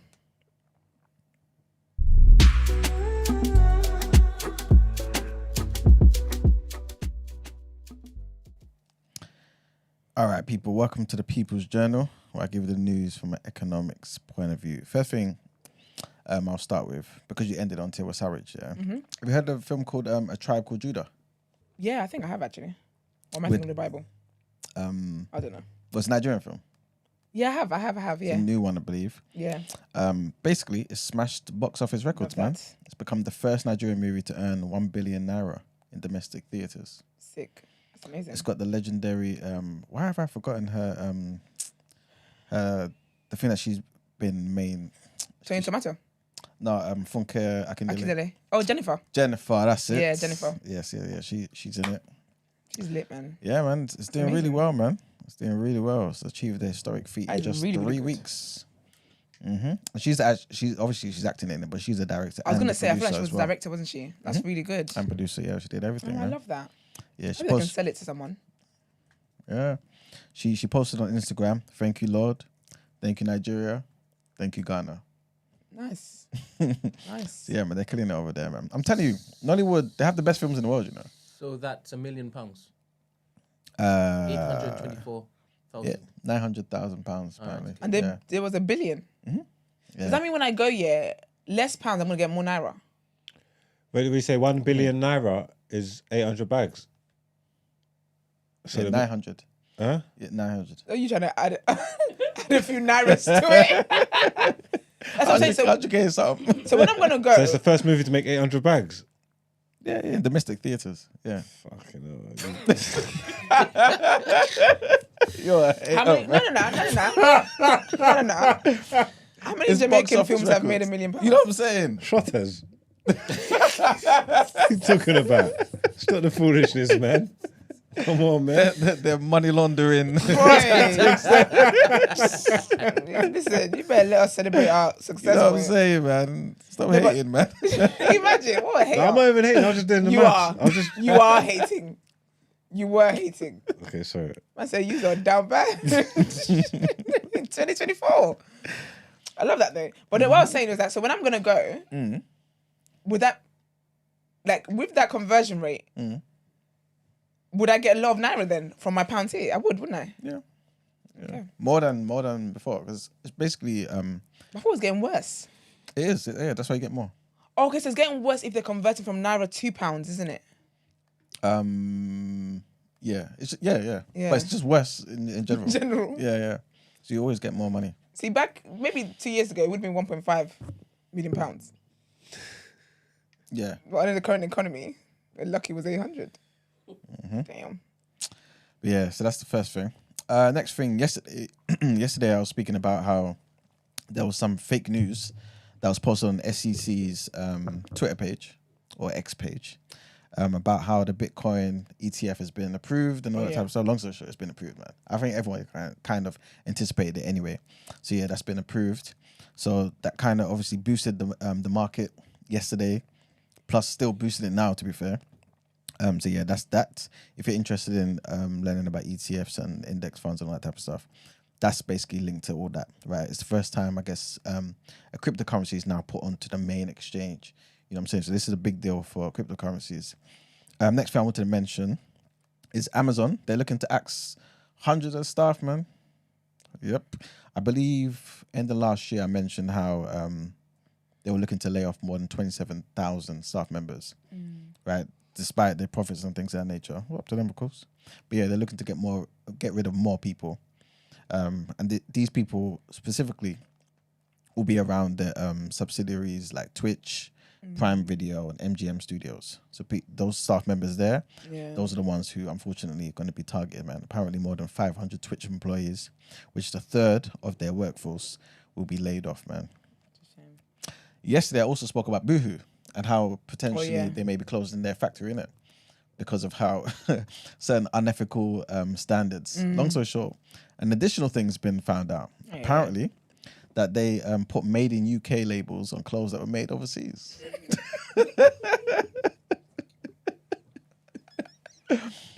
Are we surprised? What kind of scamming? That one, I wouldn't expect them to do that one now. I mean, they said it was a mistake. Of course it was. You know what I'm saying? So yeah, there isn't much to that story, to be fair. That's basically the situation. Also, remember the post office? Again, we've been speaking about this. I believe that was the first headline as well. But long story short, the post office paid Fujitsu over £95 million to extend this already troublesome nonsense IT software for 2 years, right? So they already had a plan for Amazon to help take over. It will be a new thing that Amazon will basically facilitate, right? Yeah. But that fell through. And so post office still left with the same damaged, faulty software, and they paid Fujitsu £95 million. So they're just struggling because obviously you need something that can replace it and function immediately. You know what I'm saying? Yeah, they're stuck in this situation. And yeah, £95 million, man. And people are still suffering. People are still trying to get exonerated. You know what I mean? And obviously it's a good thing that Sunak has done what he did. And the last thing I wanted to mention is, obviously we've all heard how certain people, and we obviously can't name anyone because we don't actually know any names, right? Use Amazon Fire Sticks illegally, right? Oh, yeah. Yeah, certain individuals. Apparently, they're trying to crack down on such people. So if you know any of them, Please, guys, notify them immediately. What? Are you encouraging people to be snitches? No, I'm saying tell them. Be Like, careful. be aware. Yeah. Apparently, We're ahead of the curve anyway, so we're bringing in new technology. it's not we. He's Not we. we. We is French. Why'd you go for that? We, bro. You mean they're ahead of the curve? Okay. They're ahead of the curve. Allegedly. This is it. You're a legend in the wrong place. To be fair, yeah, they are saying that they're targeting more so the people who are selling it, as opposed to the users. They're right? targeting everybody. If you targeting get the guy everyone, who's yeah. selling it, how are people gonna buy it? I think what people should do. I think if people do have stuff like that, yeah. Obviously, Mm-hmm. hypothetically, I'm not encouraging stuff, but I feel like that should be kind of, in my mind, that's the kind of person that pays the TV license. Because why would you want to draw attention to yourself? Pay your TV license, because should they come to check your TV license? What? Yeah, it's true. Actually, They'll leave you alone. that innit? would incriminate. Yep. I know of someone, yeah, that's like that works out really well and whatever, and like very fit, built and whatnot. And then one time someone came to ask about TV license. The person opened the door, and obviously the person was just the TV license guy was just like, oh, and I just came to ask you very humbly now all of a sudden about a TV license, and the person was like, we don't have a TV here. And the girl wasn't playing, maybe Shark was playing. And the person said, okay, sorry to disturb you.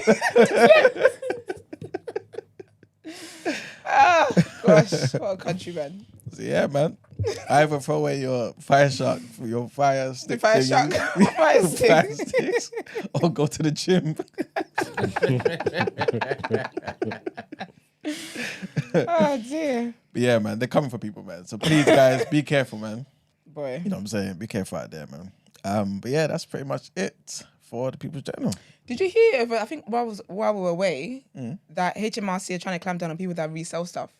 So there's that website called like Vinted, right? Where people sell like clothes and whatnot. It could be new, could be old, whatever. They got to pay tax on it now, innit? Yeah, vintage. All side hustles. Can you imagine? Amazon, all of them. I think that's so cheeky, but I paid tax on what it is that I'm selling. You've bought it already. You've already paid tax on it. Exactly. I think it's so cheeky, man.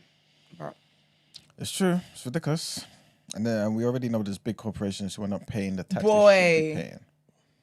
all them little people that was taking furlough schemes for companies that did not exist. Okay. All right. Anyways, did you work a joke? No. It's your conservative government. Well, all right. Let's get into the interview. Let's do it.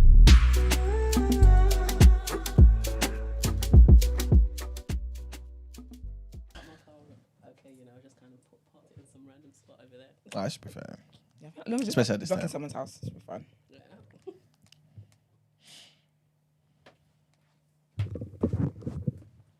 Okay, nice. I was going to check. It's the Mercedes down there. It's not there. It's a bit further down the road. Yeah. Should be Lovely. alright, shouldn't it? I don't know where you It's like, yeah, don't worry about it. Don't worry about it. Can you imagine? All right, we've got a special guest today, starting the year off. Oh, yes, our first guest of the year, actually. Yes. Yeah, love that. Well, please lovely introduce yourself. Okay, my name is Jaye. I am the founder, owner, and designer of African Chica. Okay. That. See, I'm too Nigerian, so there's certain names here, when I see it, I just want to like... Jaye. Everybody Okay. says Jaye. Don't All worry. right. Don't worry. I've had Thank it so you, I'm many glad. times. Because it's like Adele. Adele is not called Adele in Nigeria. She's called for real. Adele. Adele, yeah. Do you get what I mean? So I'm glad... Nah, for real, glad man. to cover that, boy. Remember one time Akon was on TV. My mum saw him. Was like, Oh, no. I I can't. can't. I was like, Akon, mum. And they will argue you down that they're right. You know what I'm saying? They just don't know their roots. But how are you though? I'm good. Just Love that. getting ready for the new year to start, to be honest. Sorry, Yeah. the what? New Year? Yeah, it's in this 2024. We're here. I know. I know. Are you one of the people that starts? Because you know people do the whole it hasn't started yet. No, Until exactly. they say it starts. Exactly. Now it's started. Love that. We're there. We're there. I love that. All right, nice. So basically with our guests, we have a general knowledge question that we ask them. Okay. So it'd be like this or that and general knowledge questions, basically. We do keep should we round up and start fresh? Yeah, so yeah. I think That's we'll what start we're fresh gonna for this do. year. Here we are. Yeah, because Liverpool can't be the reigning champion for 3 years Nah. straight. Nope. Do you know what I mean? Yeah, okay, so we're going to say you're the first to do it this year. Okay. Hopefully, you set the bar high for everybody else. Hi. No pressure, right? No pressure. No, pressure. never such. Yeah, so it's going to be over 140 beat, but yeah. So if you don't know an answer as well, you can say pass so you can answer more. Okay. Yeah. All right. Brent? You can start from the bottom, yeah? Okay. Cool. 3, 2, 1. Name one country located in the Middle East. Middle East.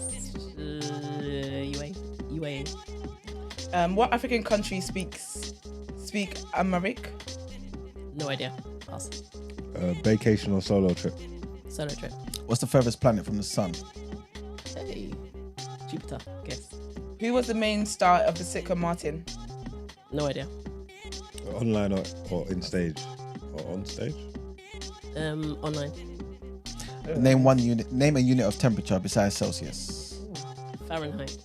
Stefflon Don was beefing what Jamaican artist over Burna Boy? Jada Kingdom. Behind the scenes or front stage? Behind the scenes. Who painted the Mona Lisa? Van Gogh. Castro was the leader of what country? Castro. I do know that, but I've forgotten. TikTok or Instagram? Instagram. What's the world's largest ocean? Pacific. What's the most populated black country in the world? Kai. Nigeria. I was gonna say you can't say Kai and get that wrong. I That is a almost did. Nigerian term. Okay, you didn't do too bad. What's in stage? On stage. Yeah, I wasn't too sure I made a about where mistake. you It go should with be that one. online or in store. That's what I should have put, Oh, yeah. okay. Yeah, Okay. sorry guys. Okay. So the African country that speaks Amharic is Amharic, Ethiopia. yeah. What's it called? Amharic. Amharic. It's a little breath. Breath work. Ethiopia. How many did you get actually? How much did I get? You got the UAE one. Obviously, you did the vacation Temperature. solo trip. Furthest planet from the sun. That was wrong. It's Uranus. Main star of the sitcom Martin Lawrence.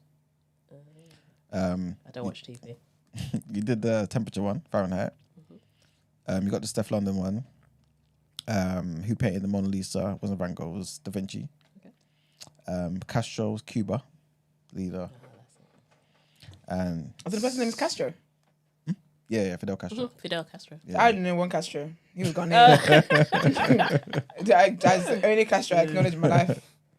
And most populated black country in the world. You got it, Nigeria. Yeah. So that was like 1, 2, 3, 4, 5. Not bad. Good start. Good start. Good start. Sometimes Thank we you. get 0. So Hey. yeah, so it's good. Well, yeah, can you please let our lovely listeners know what it is that you do? Okay, so I own a brand that is specifically focused on African-inspired outerwear. So I know there's loads of different African brands out there, but I specifically wanted to hone in on outerwear. One, because we're always cold and we're in the UK. That's a word. But also because I just wanted to be a little bit different from what is out there at the moment. So for me, specifically, it was outerwear, but outerwear with meaning. So I use a lot of Adinkra symbols Yeah. in the stuff I do. So for me, I wanted something that had meaning, kind of related to my Ghanaian heritage and also my UK heritage. So I kind of wanted to combine both together. So that's why I came up with a brand. That's really cool. I was going to ask actually if you were Ghanaian, and you are. I am. Okay, nice. I am. Have you been to Ghana before? I started going in 2018. So I was born and brought up here. Okay. And do you know when you just don't really connect with your roots as much as you should That's do? interesting. Yeah. So 2018, I was like, right, that's it. I'm going to Ghana. I want to discover. I want to know where I'm from. Yeah. So 2018, I made the move and I said, like, right, okay, I'm going to go there. Yeah. Went there. I was blown away. I was just like, oh my gosh, this is what Ghana's saying. Blah blah blah. Yeah. So then I made a vow to myself, right, every year from now, Yeah. I'm going to go. Yeah. Even before that time, I even hadn't thought about my brand. So I was just, I went there. I was like, I've got to do something. I've got to Yeah. connect with Ghana somehow. Yeah. And so I decided, right, okay, I'm going to start going. So 2018 I went, 2019 I went, obviously 2020 couldn't go because of COVID. Then 21, I had to kind of do that. Do you know, it was the final time before Boris was going to lock us down. So it was like the December, 2020 December, 21 January, I was like, okay, I'm leaving the country. So I kind of left. As in to go back to Ghana? No, I just kind of left. I said, I can't stay here. It was too depressing. I'm like, I can't do it. So I left here and I went to Dubai because that's where everybody was going at the time. The country. And then everybody was ringing me and saying, look, Jay, do not, whatever you do, it's really depressing in the UK right now. Don't come back. Don't come back. So a friend of mine, he always said to me, look, if you come to Ghana, because all my family are in Kumasi and I didn't want to go to Kumasi, I went to go to Accra. Okay. So a friend of mine said, look, if you ever want to come to Ghana, you know, just holler me. I've got a massive house. You can come stay there. I'm like, hi. You know, you said I could come to Ghana when I want to. Guess he's here. Can I come? So literally booked a flight and then went to Ghana and stayed there for 6 months. That's amazing. How did you find that? Brilliant. I cried. I cried when I had to come back. I was just like, don't make me go. Don't make me go. It was so hard. It was so hard because so many people like ourselves have just said, right, I'm over the UK. Let me go to Ghana. Let me establish myself. And they are doing so well. Like, so well. It's amazing. Yeah, that camera. I think that's so beautiful because that was actually our topic of the day today. Just talking about people going back and more in relation to Americans. Okay. And I've been called African Americans and feel like they don't really have African heritage. So why are they called African Americans and that kind of conversation. Yeah. And I was just saying about like, because we started talking about like rights and stuff. I guess we want to like being able to trace your heritage. Yeah. And then also when you go back, not feeling like such an outsider there and stuff like that. But I was saying how there's people who've never been, but then you just have to take that step and just go and you can actually make a life for yourself. Honestly, you so can. It's like so many of us now are leaving. We're realising the UK is not going to further us anymore. So we're taking all our experience and we're going to Ghana and developing so many different things. You go there, you want vegan, you can get vegan. You go there, you want gluten-free, you can get gluten-free. You go there, you want to go to a spa and you want to do X, Y, Z, you can do that. It's really, really, really encouraging to see. The only, I think, slight downside is obviously the property prices now have like literally skyrocketed in the last 2-3 years. Like everybody wants to go, everybody wants to invest. People who aren't from Ghana, people who are from all over the world are like, right, that's it, let me buy property because I know in 5 years' time, it's going to be insane. You know, like a 2-bed purpose built now, you're looking at about 120K. I wonder how people like that live there feel about that though. Because then is that because I guess that would be one of the privileges of I guess living there and being a national of that place where you would get certain discounts and stuff put in place where it would make it easier for you as opposed to like a foreigner coming in. So I wonder if the government do stuff like that. That would be interesting. Yeah. They should do something like that. Yeah, the government do make it slightly cheaper. Yeah. But still, the indigenous population there are struggling because obviously the economy is not that great. Yeah. So in terms of what they're asking now for these new builds, it's all foreigners who are coming in and buying them up. That's the problem. I think people still have the mentality of trying to build their house. Yeah. Yeah. Oh gosh, yeah. Yeah, you know what I'm saying? Instead of just buying it already made. Trying to buy land. Yeah. I hear it. So before you started African Chica, did you have did you go to school for fashion? Did you do all that type of stuff? No, so my mum was really into fashion, but I'd had no idea. I'd had no interest whatsoever apart from dressing up and looking nice. I hear it. So she was always trying to encourage me to go, sew things and stuff like that, and I was just like. But I was very much into styling and doing things like that. So I'd very much dress people up and dress really funky and stuff like that. So that was my thing. And then probably about 8 years ago, I started making my own jewellery. So I did that for a little while. Had a corporate job, and I've always been a creative. So I was like, let me find something to do on the side. So I was doing that. Did that for a bit. Then my corporate job took over, and then I was like, okay, so let's give that a break. Then because my corporate job was so boring, I said I need to have a creative outlet. So I stopped doing the jewellery, then started doing DJing randomly. So I started DJing for a bit, and then again my corporate job took over again. So I put that to the side. And then probably 4 years ago, I was just like, I really want to go back into what I love. I've got a passion. And then literally one winter, I was just like, I opened my wardrobe and I was just like, why have I just got black, blue, grey, black, blue, grey in my wardrobe in terms of coats? Yeah. Because I've always wanted to infuse my culture in my clothing. Yeah. So I'd wear a bag or some earrings or whatever to just say, right, okay, I've got some African heritage in me. Yeah. Sometimes I get called Jamaican. I'm sorry about that. So I always wanted to infuse that into what I wore.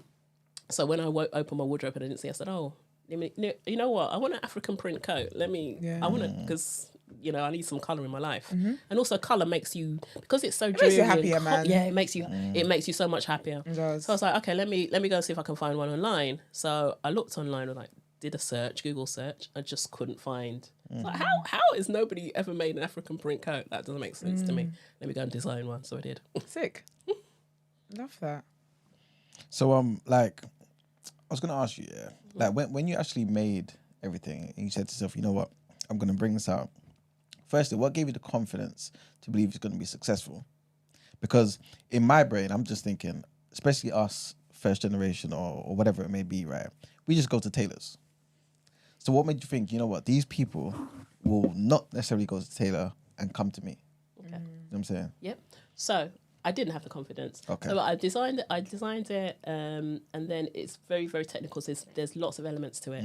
So though I've got sewing skills, I haven't got them to the extent that I needed my coat made. So I then tried to find somebody, and because of what I wanted, it was impossible. It took me about a year and a bit to actually find somebody to do all the technical elements What you wanted, I wanted. Found somebody, made the coat, wore it out. Literally, I would come from one end of the street to the other. I would be stopped about 10 times. Really? Oh my God, where'd you get your coat? Where'd you get your coat? Where'd you get your coat? Sick. It's like, okay. There's something in I this. said there's some, there's a market there. something People in there. this. There's a need for it. So, January 2020, I went to dinner with a friend of mine who's got like about 7 different businesses. I was like, I've got this idea for a coat.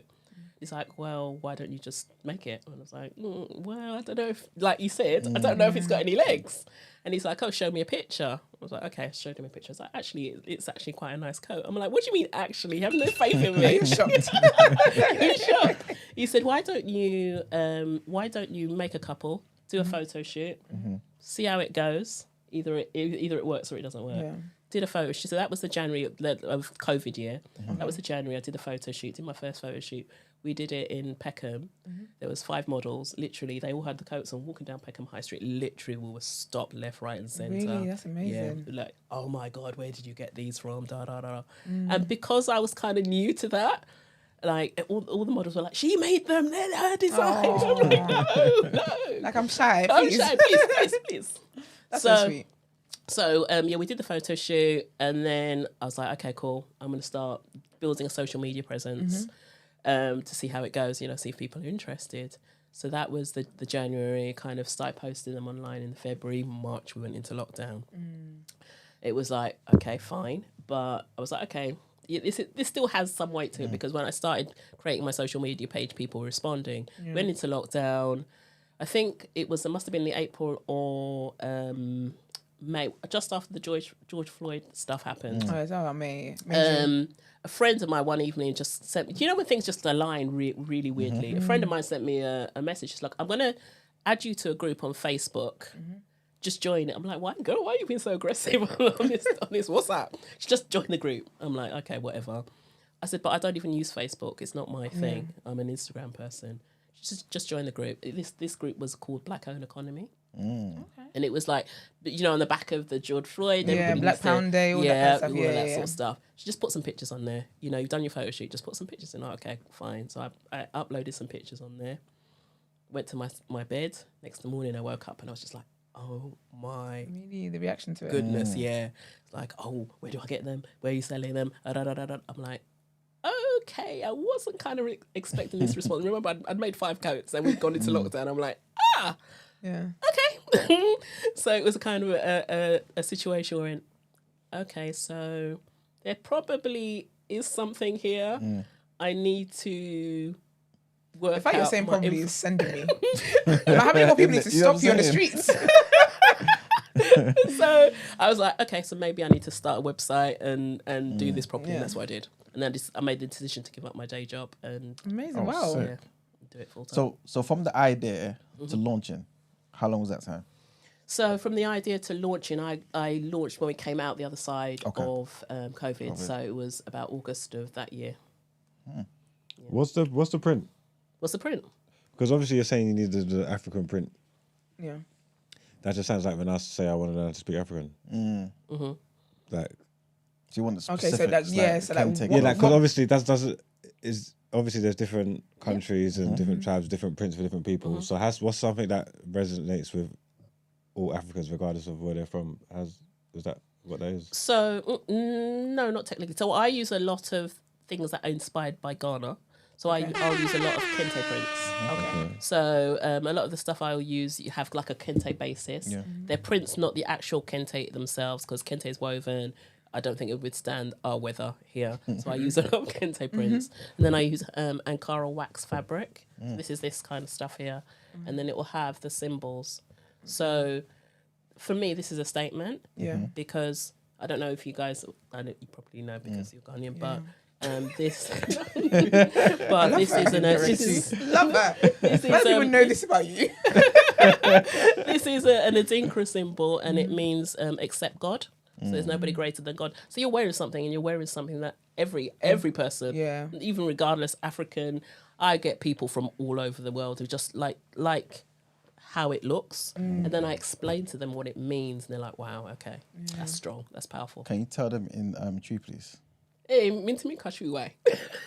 But that sounds perfect. Of course you can. I can't. My tree's really bad. Jinyami. Yeah, that's what it means. What, the Dinkra? Yeah, that's That what- particular Okay, one, yeah. so accept God, that's it. Do you hear me? Love that. And I was going to say as well, so would you be doing, obviously because your brand is got Africa in it, are you going to explore like other African countries as well? Is that something you plan to do, or do you just want to be more with your roots of Ghana? When you say explore other countries, as in go and take the brand there, or do you mean use, No, I mean, use like- their prints and stuff? Yeah, so incorporate other African cultures into what it is that you do. Yeah, definitely, because there's things like mudcloth that I really like the texture and feel of, which you can also again incorporate into a lot of stuff that I'm making, because I use a mixture. Some of my stuff will be just the prints themselves, and then sometimes I'll use like denim with something. And so it gives that kind of Western feel, but African kind denim of jacket would slap. Yeah. So I've got a denim jacket Yeah. at the moment, like a guy's one, really, really popular. And it's got like denim at the top, and then it's got either a Dinkra symbols or something like that, and incorporate, and it really does well. Like loads of people like that. I'm interested in the process from start to finish. For example, that piece that you're wearing right now. Walk me through the process, please. Okay, so the process. So if it was a new design, for example, I'd go out and I'd source the fabrics. Do you design them? Yeah. All So, designs are you? All you? Yeah. Sick. So I'll go out and source the fabrics. So I can spend a whole day looking for.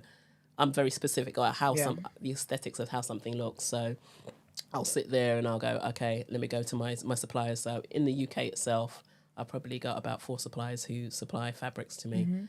Anything new that comes on board, they'll let me know straight away. I'll go there, spend the day kind of thinking about my design, what I want to do. Very much, I have kind of solid prints and solid designs that I'll take from year to year, season to season. So, for example, I do my Parker coats, very, very popular. I'm never going to drop those because that's what the brand's known for. So what I do is season to season, obviously, I'll upgrade what the print is that I use.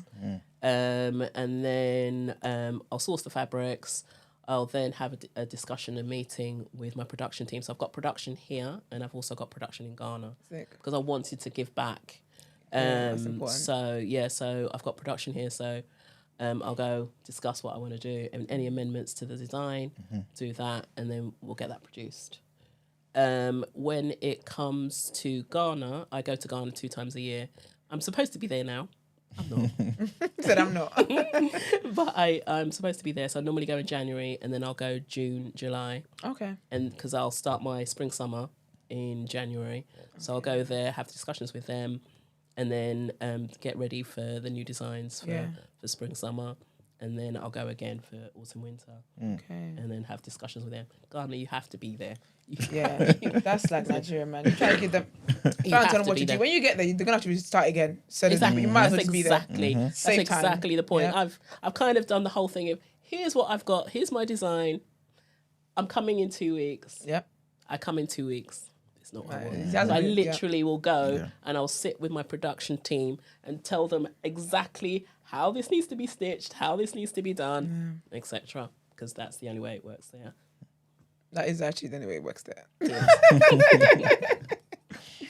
I'm so glad you mentioned about sourcing from back home, trying to get back here, because as you know, we're getting it's been this way probably over a decade now. To be fair, well over a decade, in fact. Where in China, they're doing the same thing, copies. It's not authentic, but it's widespread. You know what I'm saying? So I was going to ask you, is there any temptation to buy from them because it's cheaper? So again, obviously, I'm glad you already kind of said in it, but did all of that, I guess, play a big role in how you kind of are trying to get the product out, if that makes sense? So, for instance, knowing it may be more expensive back home, how is that factoring into your, I guess, your pricing and stuff like that? Okay. So in terms of going to China, that's not what it's about. You know, I'm trying to amplify where we're from, what we're doing. Yeah. So for me, it's always been fundamental that somehow, I mean, I'm not going to lie, the process of finding production in Ghana had me in tears like a year and a half ago. I went there, had new designs that I had. I was like, oh yeah, I promised like the guy, and he was like, oh yeah, it's going to be fine. You know, send a sample. I said, okay, here's a sample. 6 weeks before I'm coming, got there 6 weeks, hadn't even started. I literally booked to be there for a month because I've got other stuff I do here as well. Yeah. Booked there to be a month, back and forth, 10 samples later, wasn't correct. It was 2 days before I was due to fly back to the UK. I had to delay my flight. Well, kind of fine. I had to delay my flight for another 2 months to find somebody to do that. So yeah, it's tricky, and it really is. It can if you're not a strong person. draining. Yeah. If you're not a strong person, it can you can go to yourself. Okay, that's it. I'm going to China. well, They'll do it. yeah. It'll be easy. But you know what? I've heard people. I know one of my friends who's got a brand who does stuff in China, and she has the same Problem. you know, they'll do one sample or they'll do one batch and it's fantastic, and then the next batch she asks for, it's not what she wanted. So for me, it's important that we kind of stick to that, and we go through. There's going to be teething problems, teething problems with everything, but you know what? You kind of have to go through it. You need to understand what those are and just try and work with them. It's really important. What's it like selling? Because I imagine it's kind of the clientele here will be different to how it is back home, right? Yeah, definitely. What are those differences, and how do you kind of navigate all of that? Okay, so the clientele here are really into African prints. Surprisingly, in Ghana, they're not necessarily into African prints. So You know what's so funny about that? I know. So that's why Because they're there. They see I the know. type. They're like, oh yeah, I can go to the market and buy it in the This market. is Exactly, You know, yeah. it's just Literally. like I was getting my what? tailor to make it. Exactly. So, but then that's why you have to give the Western twist to it. So Okay. it might be the African styles, but if you've got like denim and you've got I don't know scuba or something else, Yeah. you're giving it a Western twist. So therefore, you kind of got the print that they see on a regular basis, but you're taking yeah. a style and an element of Western style and infused it into that. I was going to ask, what inspires your creativity in terms of like design? 'Cause I think it's amazing that you design it, like you design everything yourself. So Yeah. what inspires that? Or how do you get inspiration for your designing? Color. Okay, nice. I love color. She says in all black today, but It's all right. anyway, Minus it's, one it's outside. winter. It's cold. Well, my coat is bright. Yes, it is. So for me, I know that color, like we said, it affects your mood. So and also I think historically, just as a people here, we always wear black. Black is easy, you know. So for me, my base will be for a design will be the color of something first, Yeah. and then I'll go right. Let me build something around it. So that's where I get my inspiration from, really. Are there any other things that you feel like you'd want to tap into? Because I know you say you do outerwear. Would you ever want to do? Maybe I'll say innerwear, but like other wears. So I started doing that because so many people are like, Jaye, you need to do something outside coats. So I kind of started introducing a couple of tops, so 2-piece sets and stuff like that, with a little bit of an African Chica twist to it. I don't really necessarily want to go down that route, yeah. but probably have a few elements and of there. a few bits and pieces here and there. Obviously, I know we spoke the other day about some other stuff that's coming in the near future and stuff. Won't touch on that here. But you were obviously in Shoreditch, right? I am. Which is great. You know what I'm saying? Killing it. Amazing. How long were you there for? Yeah. So 3 years. Wow. In a shop called Inspired by Africa. So how the shop's set up is myself and I've got a business partner for the shop. Okay, nice. And then in the shop itself, we brought in other brands. So we call it a community, that's a lovely. community space, Yeah. because it gives Black people who don't have the opportunity to be in shops Yeah. that space to show their stuff off. So we were there for 3 years. We're going to close. Sorry, I'm going to start coughing. We're there until Sunday. We've been there for 3 years. Okay. Sick. But being in Shoreditch has been amazing, absolutely amazing. Sorry, I'm having a coffee. That's Box Park, by the way, guys. You know what I'm saying? Box Park. Box Park, yeah. Okay. Yeah, Box Park. So you leave Sunday. You got any plans to set up anywhere else? Yeah, we're just working on that at the moment, trying to get contracts signed. Brent, can you get water, please? Yes. Sorry. It's all right. Yeah. It's right. I think the cups. No, it's up there. You didn't even. Oh, it's just right there, babes. Thank you. Oh, yeah. Okay, that's really, really cool. I really like that. Yeah. Because I wanted to ask you, like obviously being in right there in the middle of Shoreditch, right? Yeah. Thank you. There's a certain type of people It that is. frequent Shoreditch, innit? What's it like the random white people and other people from different races just come in and buy everything and feel like, yeah, you know what? I may not identify in the same way that we would, but I'm so interested. I love the colours. Like, what's that interaction like? Oh my gosh, it is amazing. You'll be surprised. Excuse me. You'll be surprised at the amount of people that will walk past the shop. And this is what I say about colour. The effects of colour. They'll walk past the shop. We have mannequins in the window and they'll go, oh my gosh, I saw the colours. I had to come inside. They'll come inside. Some will have, I don't know, come from South Africa or somewhere like that. Yeah. And they'll be like, oh yeah, this reminds me of home, blah, blah, blah, blah. Or some will just come in and say, the colours brought me in here. I'm so excited. Excuse me. I'm so excited. Some rum? Don't make me laugh. It'll be worse. Making that laugh is the best thing. Right, yeah, so they'll come inside and they'll be, oh, it's amazing. And then you start speaking to them about, what the shop's about, blah, blah, blah, blah, blah. And they are really blown away. The response from different cultures is amazing. What you get frequently, though, is it cultural appropriation if I wear this? Yeah, I do No, think that. it's cultural appreciation. It's if you- Exactly. Long as you don't claim it as your own. You know what I'm exactly. saying? Or you say that we developed this or anything like Exactly. Start mass producing. that. That's fine. Boy. Yeah. I feel like that's really healthy though. Yeah, because I was thinking that. I feel like with sometimes white people, they do embrace. 'Cause when I went to, what's it? Enishin Covent Garden, I think it was. This is a white family next to me just chopping down pound and jam. I said, lovely. As long as you don't say you created it, it's always going to be good. Appreciate the culture. Exactly. So yeah, we get a lot of that. A lot of that. How did you go? Because online we're seeing people like Arms Collion, like sporting the Colts. How did you go about, I guess, getting them involved? Or was You it create like, his size. That man's got some arms on him. Yeah, he's a big guy. He's a big That's guy. me. Gosh, so I've been very fortunate. I think because what I do resonates with a lot of people. People have come to me, so I've got Arms. I met him through Michael Venom Page, okay. a UFC fighter. Sick. So Michael also then was out somewhere, saw somebody in one of my items, and like, oh my god, where'd you get that from? I need to know. I need to know. So then the person said, oh, that it's a woman I know in Shoreditch, it's their brand, blah blah blah. He came to the shop, it's like, I need to get some of your stuff. Yeah. So then he then brought Arms and then kind of connected with all that kind of those kind of guys there. I've been fortunate enough. So the friend that when I went to Ghana, he's actually a music video producer, so does all the music videos. Sick. So when I first started my brand, He asked me to come and bring some white coats for a video that Stoneboy was doing. Nice. I got to work with Stoneboy. I got to work with Comedo.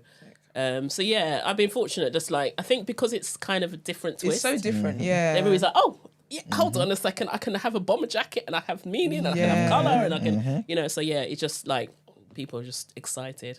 And that's because it's different and it's nice. Yeah. Do you know what I mean? Yeah. Thank you. It's really good. Thank you. Love that.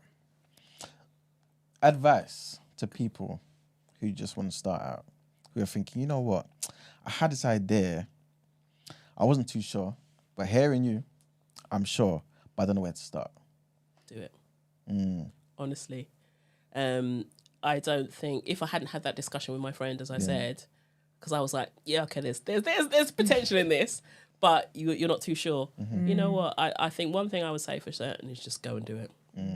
Either it works or it fails. Yeah, true. If it fails, it's a lesson. You know, and we all need lessons in life. So definitely But I guess in this cost of living crisis, right? go on. Go on. Were there certain things that made you say, you know what, this has to be ticked first before I give up my corporate job and do this full time? You know what I'm saying? Like, how did you navigate that and say to yourself, cool, yeah, it could fail, but at least for a certain amount of time, I'm cool and I'm going to go for, you know, yeah.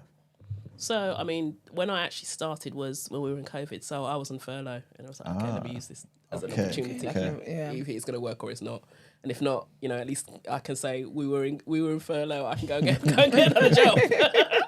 So from my perspective, it was a little bit easier. In this cost of living crisis, I would say kind of balance the two if you can for a little bit. Because, the market is very tricky out there at the moment. So, yeah. But still, don't think to yourself, I'm not going to do it because I'm scared. And that's what a lot of us do. I mean, I even, like I said at the beginning, I was like, I'm not too sure. Yeah. But I just took a leap of faith. So let me go. Has starting a business, like, is this your first business that you started? Well, the jewelry was... Outside, okay, all right. Has, I guess, going down that route taught you anything new about yourself? To be, I'm resilient as hell. My God, working for yourself. Hey, it's hard. It is really, it's not an easy ride, but it's a good ride because I was working in a corporate job. I was working till 2 a.m. in the morning for somebody else. I work until 2 a.m. in the morning for myself. It's What's the price range of these jackets? How much is these jackets? Coats 150, bomber jackets 70, denim jacket 75. Got like a thing called a duster coat, which is kind of like a long blazer-ish inspired jacket, which is about 75. Yeah. Okay, I do some bespoke pieces and stuff like that for people as well. None of that Chinese material. Yeah. Yeah, proper material. Ethically sourced. Imagine. What's been your most favorite thing about running the brand? Meeting people that like literally have now become friends. Oh, that's like lovely. not even friends, family. Yeah. I've met so many people. So many people like very really supportive. Recently, I built quite a good following on social media, and my account just disappeared. One day, woke up, Instagram. How does that happen? I don't know. That's I mad. literally don't know. I just woke up just before Christmas, and Christmas is like I post, and I'll Not get before people Christmas. DMing me going, "Oh, I need to get this jacket." And literally, I woke up one morning and my social media page had gone. Like, Did you try to contact them, all that kind of stuff? Did they not give an explanation as to anything? so have you ever tried to get in contact with Instagram? If you don't, Yeah. So I was locked out. I said, okay. Luckily enough, or unluckily enough, somebody tried to hack me last year, and then one of my customers. This is what I'm saying. Just like the network of people I've managed to connect with. One of the customers I'd met years ago I'd kind of shared my story. And then somebody said, "Oh, somebody wants to get in contact with you." She actually worked as a lawyer for Meta. She's like, "Oh, I've met Jaye. She's really nice. You know, I want to help her with the situation." She got me back online like in 12 hours. So when this happened again, I got in contact with her, but they seem to not know what's going on. Like literally woke up and Instagram said we've permanently deleted your page. And Instagram themselves don't know what's going on. No. Well, they're the ones who did the permanent deletion. So, but from that kind of situation, I've had like a community come like, Jaye, don't worry about it. Oh, that's sweet. Yeah, you know, Yeah. we've got all these like a couple of blog pages I know will do like something to get the community to support you again. Yeah. Because we all know that our social media kind of drives what we're doing. It's our eyes to the world. So 100%. yeah, If I lost my gram, I don't think I'd start again. You know.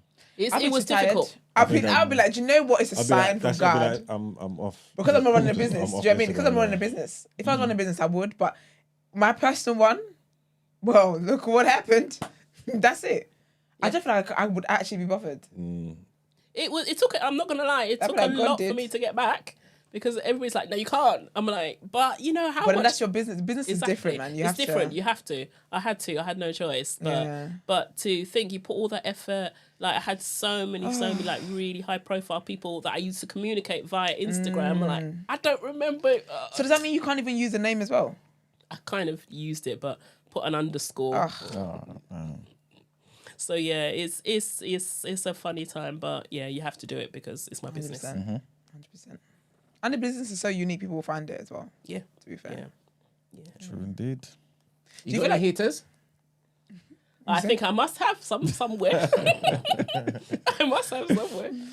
I was gonna say, do you feel like if you start doing like designs designs inspired by other cultures, would you want to go there and live there for a while and like study a bit more and that kind of stuff? Yeah, definitely. Because I think the unique selling point for me is like when I'm, for example, in the shop and then somebody comes, I can actually You can tell them. I give them the story and the background behind what they're wearing, or if I'm doing a pop up, you know, somebody will say, okay, what does this symbol mean? And I'm like, okay, this is a symbol for royalty. This is blah, blah. This is Sankofa. This is a symbol for this. Yeah. It's like, wow.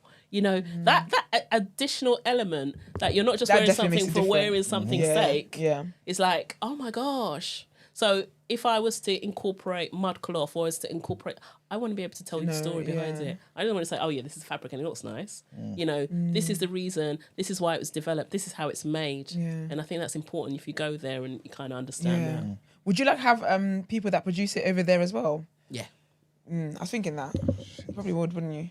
Because I think it might be. Do you feel like do you think you would find it tricky having people all over, let's just say all over the continent, doing that? Like, would you feel like that would be too hard for you to manage? No, because then in country you'd have to have a contact there. So Okay. how I'd look at it is, yeah, okay, I'd go and do the sourcing and stuff like that, but then I'd have a person who Okay, really that liaises represents with you that. kind of Yeah. thing.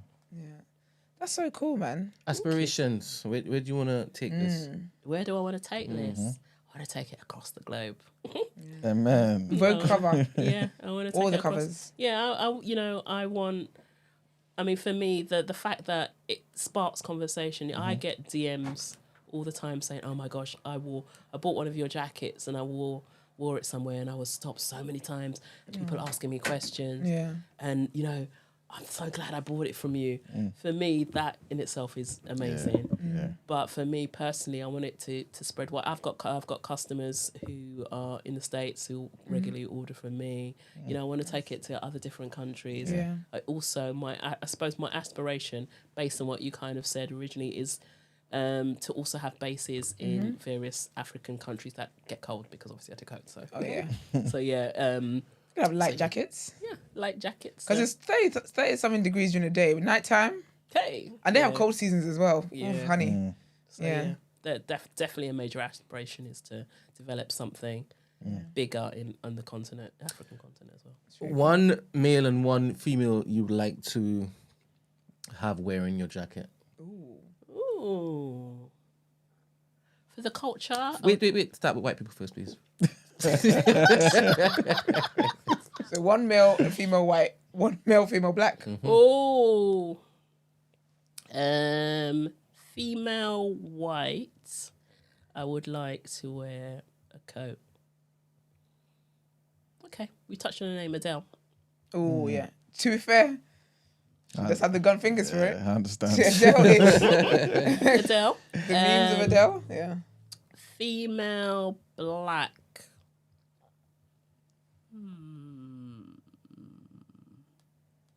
It would be so much out of her comfort zone, but somebody like Naomi Campbell. Ooh. Oh yeah.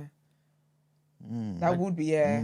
She's always in black. Yeah, Jet black hair all the way to the exactly. shoes. And she's not very culturally, she doesn't necessarily wear things that have invoked culture. So yeah, that would be something like totally different all round. So yeah.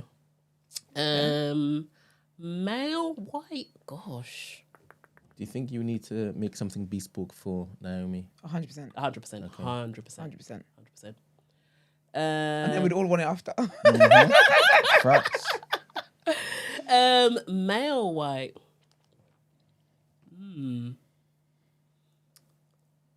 I need to think of somebody really random that I really couldn't see in a coat. Male white.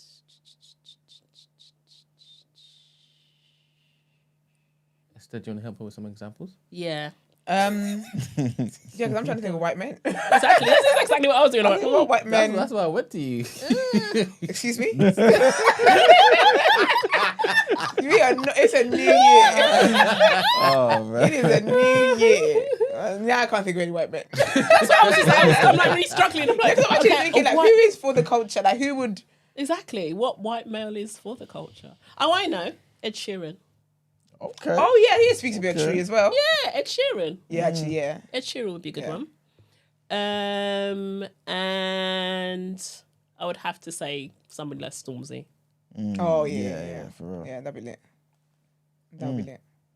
Okay, well, from your lips to God's ears. That's it. Amen. Love that. All right, so we've got our guests. We have 3 questions to ask you. Oh, we have to answer. Do we know what Say said last time? What was the That question? was Jordan, but yeah, I don't know. Okay, well. Start fresh, isn't it? Okay. So basically, tell us something that nobody knows about you. What is your biggest life lesson? And then also leave a question for the next guest to answer. Well, that's not. Well, okay. So. Wow. No, you're right. Go on. Okay. So you're something nobody knows about you. We really should have. I'm the world's klutziest person. I can walk out the door and fall over. Oh, that's all right. I fall up the stairs all the time. I do that. I literally have broken Yeah. so many bones. I hear it. I hear it. I think it's a superpower. Yeah, I think it is as well. That or I blame my long legs. I People don't don't know even which flinch one. anymore. People don't flinch with you. Exactly. Right? They just carry on as business as usual. It's like, oh, she's Yeah. falling over again. Oh, never mind. Okay, I We hear know it. she's so first. But... She'll be okay. Okay, what's And then the your next biggest life lesson. My biggest life lesson: don't give up. Oh, lovely. Don't give up. It's That's a really good one. it really is. It really is because I tell you, when you start a business, Yeah, things will knock you down and make you go, oh my gosh, I just want to throw the towel in it, but don't give up. love that. And then leave a question for the next guest to answer. Who's the next guest? We don't know. That's a lie. We do know. Yeah, but we can't tell you. It needs to be about anything. Okay. Yeah, difficult to tell where. Okay, this is gonna be a really random one. If you were granted a superpower tomorrow, what would it be? Oh, what would yours be? Man, can you make a note of that, please? Thank you. What would my superpower be? To read people's minds. Good one. That'd be overwhelming, though. It would. It would But be so overwhelming. it would be very overwhelming. But you know when somebody's saying, you're sitting there and they're telling you something, you're going, I know, Is that right? I know what you're thinking. Would you tell people that you can read their minds? No. But would you react to what it is that you've read their mind on? No, I'd keep a poker. I'd keep a poker face. How could you? Because if you're someone's like, oh, it's so lovely to meet you, and they might think I'm never going to see her again. I'd be How do you like, keep a poker face to that? yeah, you go, you sit there, you go, really? Okay. I'm too cheeky for that. I'm too petty. I'll answer back. You'd And answer I'll back. gaslight you. And make you think what you think I know isn't that. Actually, can I ask you guys, what superpowers would you have if you had the opportunity? To remember everything I read. Really? Yeah. Wouldn't that be overwhelming? Nah, his character is good for it. He would be going off with the quotations. It'd be ridiculous. What would mine be? I feel like I just want to be able to like appear in places. Okay. You can do that. You can speak to certain... No, thank you. I told you I'm a child of God. Nope. I'm gonna walk the earth like Jesus You're want like, me to. just randomly turn up. I mean, I know places. they do it in Nigeria, but I'm good, love. No, I wanted some Jesus. I feel like I just want to appear in places, and like, so I could be in this room and you wouldn't know I'm in this room. Okay, so you'd like to appear in places but be invisible. Yes, be invisible. Yeah, that's it. Okay. And then also be able to like slap people and stuff. So I'm in the room and you're talking about me and whatnot. I can just push you, you just fall, and you wouldn't know why you fell. But I did it. Nah, I did that. Yeah, it's for good and evil. Yeah. Okay. Yeah. Why you look at me like that? Slap people, you know. So I thought it through. What happened there? You'll never know. What would yours be? Probably like compulsion or something like that, the mind control thing. Ooh. Ooh. Why? Because he doesn't want to hear no. If I can get people to do whatever I want, so just like if we make eye contact and I say to you, do something, you just feel compelled. You have to do it. You see? Yeah. That's perfect. He has got a spirit of a dictator in him, so sounds about right. Yeah, that would be perfect for me. So. Brent, what would yours be? I started watching originals again, innit? Oh. Yeah, so it has to be the vampire stuff. As in living forever. You want to be a vampire? Yeah. You want to When live I say- forever? Oh, you want to live forever? Yeah, I'm not gonna lie. When I said What would you compulsion, I was age? thinking of Niklaus and the man. I was Yeah, thinking yeah. just Yeah, you yeah. get what I'm saying. So initially it was time travel, right? Yeah. But then I was like, living forever would be better. But would you want to age? No. No. So you'd always do like this? Yeah. Don't smile. That's right. Probably, I was watching the originals the other day Hey, thinking, smiling. obviously it's a curse, but I think I'll take the feeding on human blood for the Of course you would. for the upside. This course is you would. being a vampire would be nang. You think so? Yeah. Wowzers. Yeah, wow, for real. Okay. Yeah, no, that would be a top tier activity, being a vampire. Vampires are dope. They just have to kill people. That's light. That's fine. So that's like- suck a little bit of blood here and there. Yes, all right. I don't think they have to kill people though. Niggas die every day, B. For real. They don't have to. even have No. to. Don't they? No, they don't have to kill them when they So they feed just on them, bite actually. people and what happens? It They can heals just itself. feed on you and your blood can regenerate. They don't have to kill you. So they could feed on you and compel you to forget everything that happened, and you can just go about your life normal and just replenish. Would I have a scar though? Okay. Like, do I have to Give go them some of A&E your after? blood. Yeah, you just have a few punctures in your neck, I think. No, but you can give them some of your blood and they can heal that. Oh, is it? Facts. Yeah, see, Brent, he's got it all worked out. You'll be fine. You'll be fine. Yeah, what you were watching is I crazy. wouldn't want to be a regular vampire though. Of course not. What's It's up- one of the originals. The original man. Iman, what would... Oh, no, you said yours. Okay. Interesting. Interesting characters in this room. But no, thank you so much for joining us. Really, really appreciate Thank it. you for having me Please let people know your socials. Before you do, Yeah. apparently you're related to somebody in the chat. Does she know who she's related to? Yeah, I think she does. Oh, we're discovering. Oh! yeah. I was like, wait a minute. It's not like you find out you have a cousin. I know, that was crazy, wasn't it? I'm like, hold on, what cousin did I not know about that you're about to tell me? Now she's doing well. All of a sudden she's got a Hey. cousin. And then there's a girl called Christy. She claims Big up that Christy. she supports everything black. Do you know who Christy is? Christy, who? She's Tina's friend. She's Tina's friend. So you don't know her? No. That's because she's probably never been to your shop because she's very loud. Yeah, Okay, you would nice. know who she is. Yeah. I just want to know how many pieces of your stuff did she buy. Do you understand? Yeah, no. She doesn't live a rap. Sorry, Yes. Christy. No, don't do That's that. right, it's right. They've got ongoing beef. It's a whole thing. Nah, she's the queen of BOE for real, for real. Now, big up Tina as well. Yeah, hi, Tina. But yeah, please let us know your social, where people can follow you, your website as well, Yep. and you're leaving Shoreditch this Sunday as well. So let them Yes. know where to, all of that great stuff. Yep. So social. So Instagram is African_Chica now. And TikTok, I'm on TikTok as well. African.Chica on TikTok. Facebook page, which I can't access, but I'm on Facebook as well, African.Chica. Also the website is www.africanchica.com. Nice. Yeah. And Catch us Shoreditch? at Shoreditch, yeah, as we're there until Sunday. We are moving to a new location, Nice. that will be confirmed on Monday. Beautiful. But if they follow the social media page, Inspired by Africa, so inspired_by_Africa as well, that'll be updated. Love that. Just a quick comment. Someone said, in terms of superpowers and whatnot, They said their superpower will be to go back in time and tell Iman, that man, not to book the Thomas Sankara chap. Well, we all wish the same thing. I'm joking. That was in the past. That was last year. I need to know the story now. I'll tell you. I've always got time for this story. That's a lovely story. So basically, this is why he wanted the superpower of being able to remember things in books. He's a reader. Like, he likes to read historical figures, MLK, etc. All the people, all them black figures. Yep. All of that. That's all him, right? So he said that we were going to have the son of a historical figure from, where is it? Not Mozambique. Burkina Faso. That's it. I change the countries every time I say sorry. But yeah, the president from Burkina Faso, his son was due to come here. Okay. He gassed the listeners. That's why we said we couldn't talk about who the next guest is. Because unfortunately, based on this one event, we just don't know. We don't announce things no more. I'll tell you why.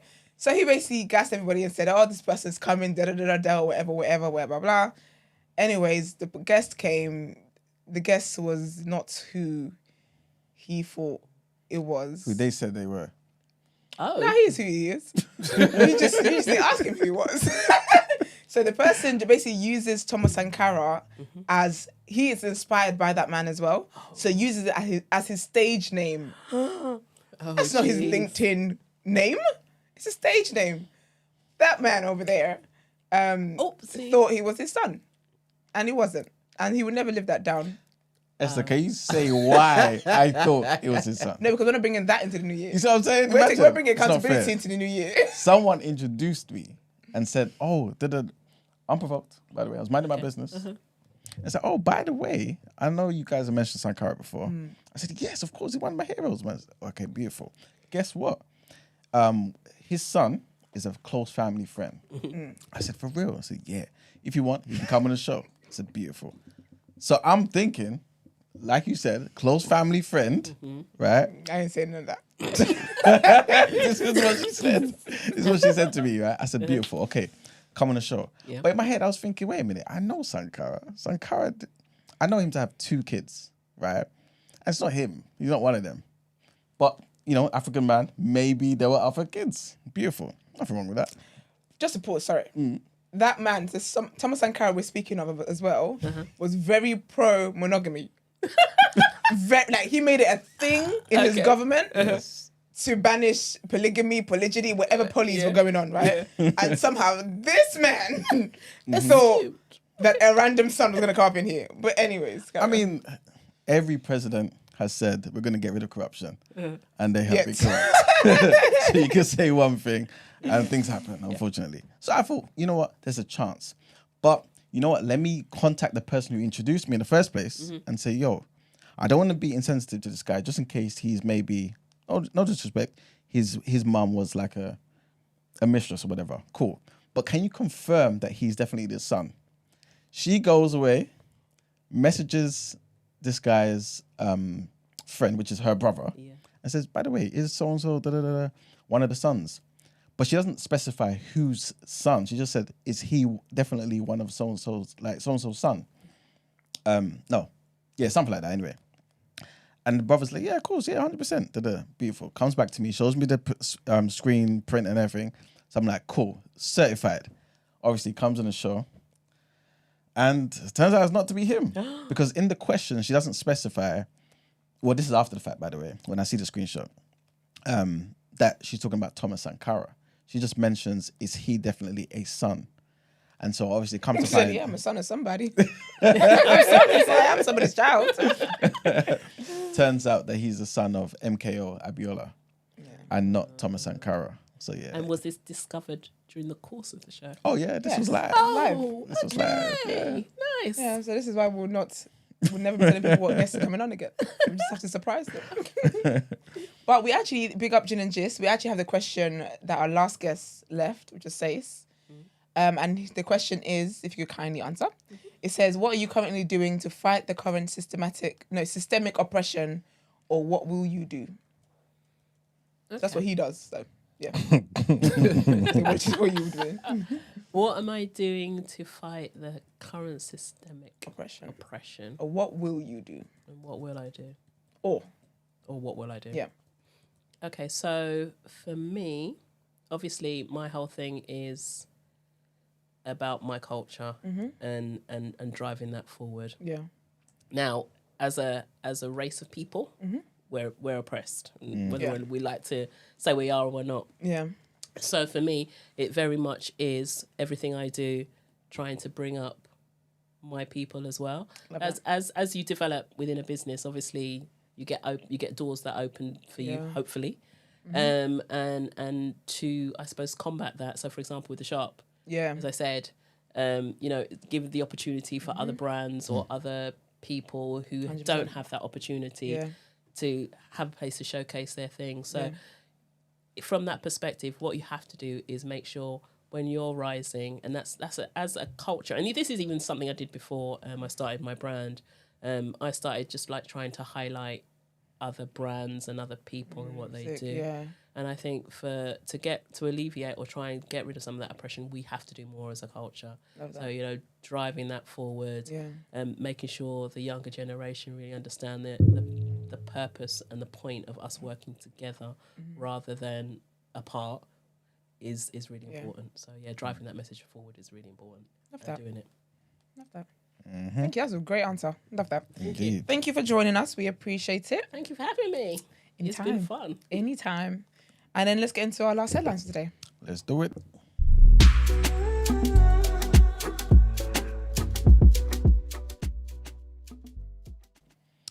All right, guys. So our last headline, sad news and a big trigger warning as well, man. The thing is, I think it's still up for debate, right? We don't know for sure, innit? But anyway, according to reports... So just report. I don't want to believe it's true, man. You know what I'm saying? But according to reports, Matthew Perry, Chandler from Friends, assaulted at least 2 women and lied about his sobriety in the lead up to his death. So in October last year, the Friends star was found unresponsive in a hot tub at his LA home, aged 54. The post-mortem examination concluded that he died from the acute effects of ketamine. In his memoir, Friends, Lovers, and a Big Terrible Thing, Perry claimed that he was finally sober, but he had been apparently lying about all of this, sobriety, while he was on tour to promote his book in 2022. So this is what 3 sources told US Weekly. Perry is accused of throwing a coffee table at Molly Hurwitz, who's his ex-fiancée, after she confronted him about a gift that he had bought for someone he met on a dating app on Valentine's Day 2021. It's also alleged that Perry met young women on dating apps who he would ask to deliver drugs to his mansion. Mr. Perry also allegedly assaulted his best friend and sober companion, Morgan Moses, who's 37, in 2022 during a confrontation over his drug abuse. Yeah, I remember I reported on it that his autopsy found there was ketamine, that he overdosed on that, or brought on a cardiac arrest, something like that anyway. But hate to see it, man. Sad, man. Next headline. A helicopter belonging to the United Nations mission in Somalia has been captured by Al-Shabab after it landed in territory held by the armed group. Several passengers were reportedly seized in Galmudug state on Wednesday by the Al-Qaeda linked group, which has wreaked violence in the Horn of Africa for years. So the helicopter landed close to Gadoon village in the Galgudud region due to a technical glitch. This is according to an internal UN memo, right? And according to the same memo, there were 9 passengers on the plane, including military personnel and a third-party contractor. At least 6 of the passengers were reportedly seized by Al-Shabaab. The memo read, all UN flights have been temporarily suspended in the vicinity until further notice. And our last headline, trigger warning here as well. And apparently a former firearms officer, Detective Inspector Rebecca Callum, was subject to sexual harassment and discrimination while she was working for the police force. So an employment tribunal heard that she was stripped down to her underwear during a training exercise so that first aid could be given. The scenario was based on a bullet hole on the top of her left breast, which officers would then have to treat, and this pretty much left her feeling extremely uncomfortable. On another occasion, she was told, just because you have tits does not mean that you cannot do a press-up. The hell? Yeah, as an officer pushed down on her neck with their foot. Imagine, yeah? So the 40-year-old was one of 7 women in a firearms team with 250 men and faced a toxic and discriminatory culture. Mrs. Callum successfully sued the force for harassment, sex discrimination, and victimization, and she's won a total of £820,720, man. Big up her, man. It's like 8 billion naira, innit? It's stupid. Fish This guy's a hater, Leave man. him. When I go here, I'm going to leave your name at the airport. Not be allowed in. Yeah, man. West Midlands Police have confirmed that 37 firearms officers are currently suspended and 10 are in the disciplinary process.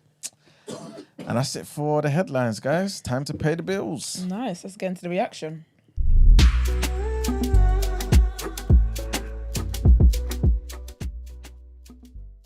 didn't even know it was online.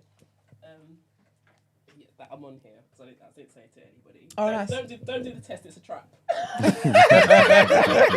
It's too late, love. Yeah. She did the test and she did well. You need to have a word with that person. They don't have faith in you. That's too funny. Welcome to the reaction, people. There's literally less to react to today than there was yesterday. There's less than what was yesterday. Oh, yeah. There was nothing to react to yesterday. There was one thing to react to yesterday. Thank you. Well, actually, now there's more because I've actually got a story to read. Ah, Okay. There we go. So, here we go. Cody Gakpo goal clinches Reds' victory in Carabao Cup semi-finals first leg at Anfield. So Liverpool came from behind to beat Fulham 2-1 in the first leg of their Carabao Cup semi-final, thanks to 2 goals in 3 second-half minutes from Curtis Jones and Cody Gakpo. Jurgen Klopp's side fell behind when Willian capitalised on a Virgil van Dijk error early on, but Curtis Jones pulled them level with a long-range effort, which took a wicked deflection off Tosin Adarabioyo. Fulham had performed brilliantly up until that point, but the hosts completed the turnaround when substitutes Darwin Núñez and Gakpo combined for a slick Liverpool second. The victory gives Liverpool the advantage heading into the second leg at Craven Cottage on January 24th, ensuring the Premier League leaders remain on track in their pursuit of 4 trophies this season. And that is the end of our Reaction, innit? reaction, yeah. It's so dramatic. No, because he walked out because he can't press the button. Oh, so you're going to say it slow until we go back? That's what I was trying So you're to... going to do react. I was going to drag it out. Thank you very much. Yeah, man. dear. Short and sweet people, man. There you have it, man. Lovely. Let's get it done out here.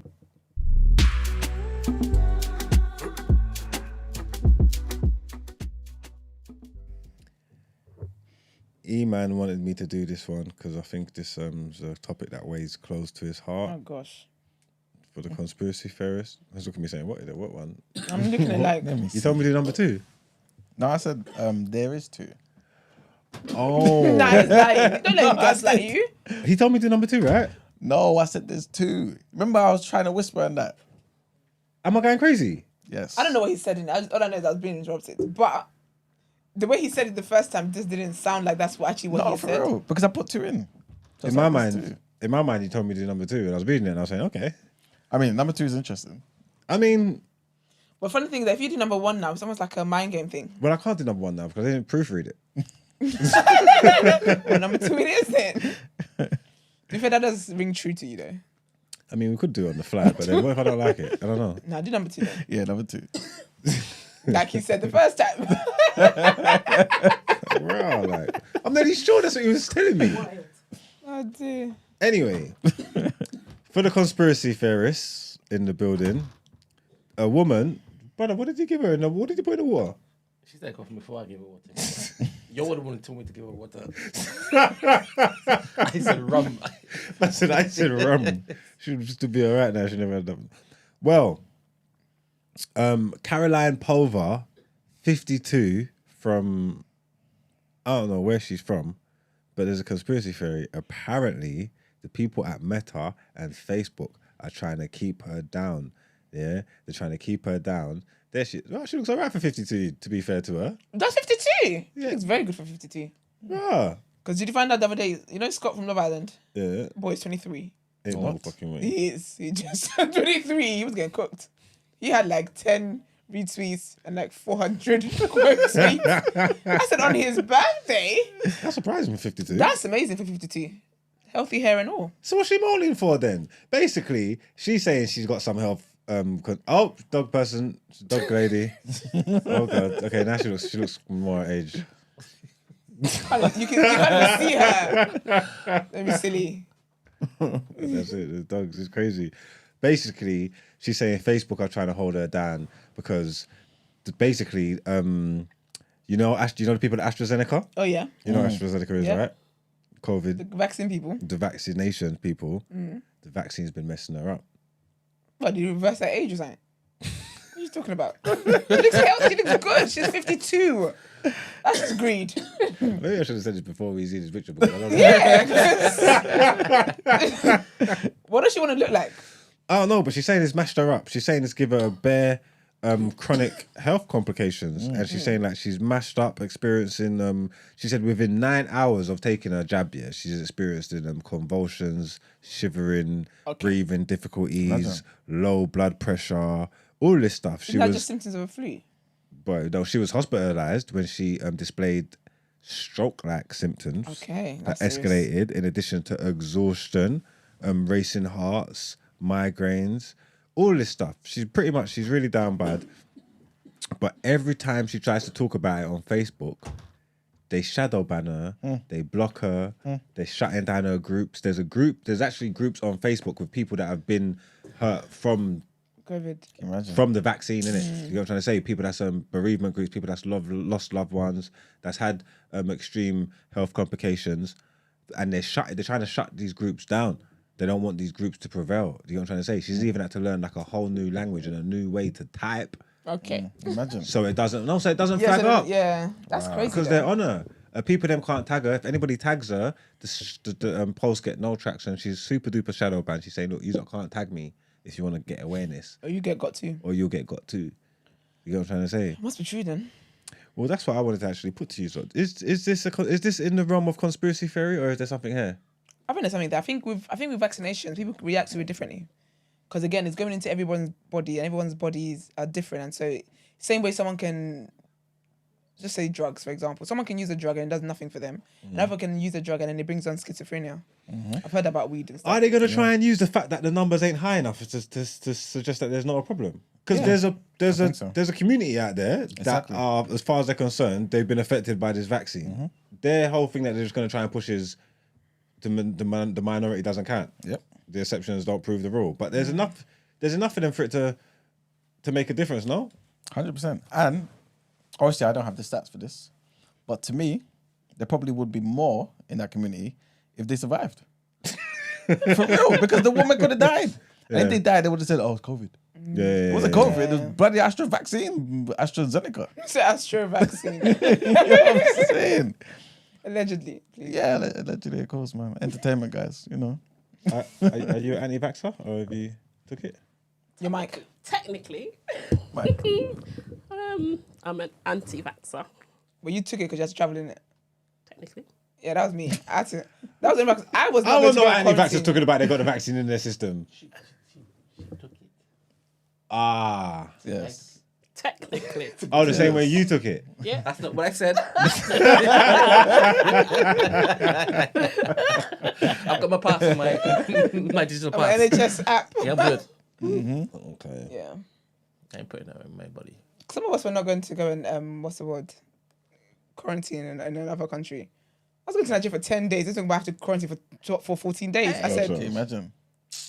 be for real. Do you know what? At the time when COVID was happening, there were so many people in Ghana just wandering around free. It was like two different worlds. You'd be here and everyone was like, "Oh my gosh, you can't do this." Everybody's outside partying. Yeah, Course I was those people. Not partying. I was going to say, what were you arguing about? Not partying. Yeah. I think there's something in it, man. I think these vaccines have been messing people up, man. Yeah, 100%. I think it was no good. That's who's done it here, man. AstraZeneca and the government, man, for forcing us to take this nonsense. I know that the government ones, all them leaders, I said they took it. They didn't take nothing. They just lied to people. Exactly. Or they put water in it. Every time we come on this, I always can't help but think that I actually, for the life of me, cannot believe that Loons has this vaccine in his system. Like, for the life of me, I can't believe that. It's like, what, you love travel that much? That's what it was for. The thing is, there was opportunity for him to actually get it Yeah. or not get it. Yeah. And he's like, no. Inject Load me up. it. Inject it. I love that. If you want something done, you got to do it proper, innit? Yeah, nah, that was crazy. Yeah. Funny, man. All right, then. It's AstraZeneca. It's Facebook. It's the government trying to hold us down. We need to get to the bottom of this. And I feel like, I don't know if it's going to be 10 years' time, 20 years' Yeah, I time. feel that's when it's gonna be. Oh, gosh, when Panorama Yeah. really undercover. It And we then, started already. and then there's going to be the COVID thing. Then they're going to, like what's happening with the post office stuff, Yep. they're going to be having to pay people. But then again, they maybe won't because we signed, not we it's French. They signed. Did I? I didn't sign nothing. Did I? No. To be fair, You did. No, I don't think the guy injected me anyway. I have a theory about that. How was it? Yeah, because basically it was an Asian guy, but you know, like the woke ones. And then, because he was just like, because I don't like injections, I don't like needles and stuff. I just think it's just so dramatic. It's such a dramatic. Just gave you a little scratch and a instrument. wink. That's the thing, because it was just like, oh yeah, done. I said, That was the Is Holy it Spirit though? helping you, man. Brent, I heard you sigh. I don't know. That's like them people who say they're still virgins, isn't it? Don't try that. Don't try that. You're She absolutely must be like us. No, because also as well, the thing he got it from, it was near enough empty. Like it wasn't a full thing. So I feel like he was just like, because we're talking about like what I do normally, as in like what my lifestyle was like, and and the fact that I was only taking it because I didn't want to miss my best friend's wedding. So he was like, yeah, and I was like, I literally left it because I worked out to be the last day because you don't have to get two. So I worked out to be the last possible time because I was hoping Nigeria would scrap it. They didn't. So I literally went on the last possible moment, and we were just talking so much. Nothing happened because usually it's when you take it, you feel like your arm hurts a little bit or you get some kind of symptoms. No, I was literally up and about. Maybe he thought, with you saying all of that you were basically saying to him without saying, I don't want it. So he also did it without doing it for you. Fair enough. Maybe. Like when I booked the second time, I made sure I booked him again. He completed the job. I don't want a lovely man. Exactly. I don't want a lovely man. Okay. I know there's a delay, but just quickly, I'll wait for you, 20 seconds. Who in our chat has got that vaccine? Put Paul up. We put a poll up. No, he wants to name and shame people though. Paul is anonymous. No, because I've seen the conversation. no, 'cause I'm seeing the conversation take place, and I was thinking, What was that question you asked them one time about Shayla and people were doing hella ones? They can do the same thing today. they can have the same energy today. Funny show. And I really do what they gotta do, man. Sometimes it's what it is. Yeah, let us know. I want to know how if we got a community of skeptics What kind- or Oh yeah, what kind of people we're rolling with? what kind of people we're rolling with still. I do think like later on down the year, but the thing is, unfortunately, these things don't affect everybody. Do you get what I mean? Yeah. Because I haven't had any effects or anything like that from it, and by God's grace, I won't either. Amen. Because I will sue a bitch. I ain't got time for that. But do you get me? I don't think so. I feel like it just depends on people. Sometimes people have underlying conditions, and unfortunately, when this chemical then mixes with that, it then brings that up to the surface and stuff like that. But it'll be interesting to see. But weren't you concerned with the fact that we've had cancer for how many X amount of years? Boy. And in the space of a year, a vaccine was developed that apparently could get rid of this. But you know what they say though? What the scientists are saying is funding. Because a lot of, apparently there are vaccines and stuff, but it's getting the funding. And because this was like a worldwide thing, they were able to generate the funding at that. I mean, I do think there are cures for certain illnesses, but the pharmaceutical industry is one of a lot of money. Yes. And it is not in their best interest if they start curing all these things. However, I do believe, because even like with the sickle cell one, right? They've sorted out something for sickle cell. It's flipping expensive. Yeah. Flipping expensive. Yeah, but they put these things through these things go through the ringer in the sense of they've got to cover their bases, isn't it? And a lot of these things they do enough testing, they do animal testing, they do human testing, they do pure things just to try and find out. And there's a period of where you've got to do it and then wait afterwards to see, because of everything that was going on at the time and the necessity of a vaccine so fast. They haven't done their due diligence. That vaccination didn't go through the same Do you know where they tried to cover that though? rigorous routines that the other ones Yeah. went through, innit? You know what I'm trying to say? So a lot of people are going to be finding out in real time, like, Exactly. Yeah. Do you know how they tried to cover that though? They use old people. remember there was a whole thing about old people go first, and I said, obviously, big up old people and stuff, yeah, but they're the weakest in the economy. They're liability to the economy, but I guess they wanted to know before they wipe out the workforce they actually need. I don't want to get them out of there anyway. Allegedly, LOL or banter and stuff. So, anyways, do you know the people then? Have they answered? Yeah. Imi Snow Globe got 5.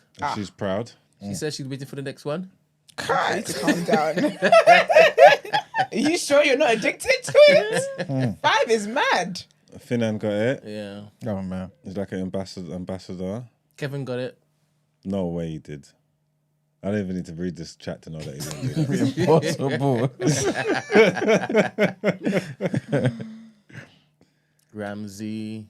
Ramsey did not get it. Has Ramsey got it? They did. Oh yeah, he test did. He on told it. us before. There were previous strains of it. They did test it. Oh, he's basically just justifying why he took it. Yeah. Yeah, well, people tend to do that though. Like when you have an anti-vaxxer, they justify why they're not. Bro, no one cares, man. Ramsey, have you got it? He told us this before in the flesh. Oh, did he? He did. I didn't hear it because you had army fatigue on. I didn't didn't land. Then he started swearing. Oh god. Just to distract us. Maybe he gave Ramsey Tourette's. Maybe that's his.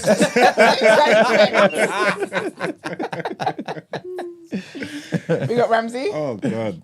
You Yeah, stay well. safe, man. Anybody on the vaccine, stay safe. But AstraZeneca, Facebook, and the government for trying to keep our people down. Everybody. For spreading the word. Anybody that's trying to hold us back and trying to give us that goddamn vaccine is definitely done it here, man. That's that on that. Let's get into our outro. Let's do it.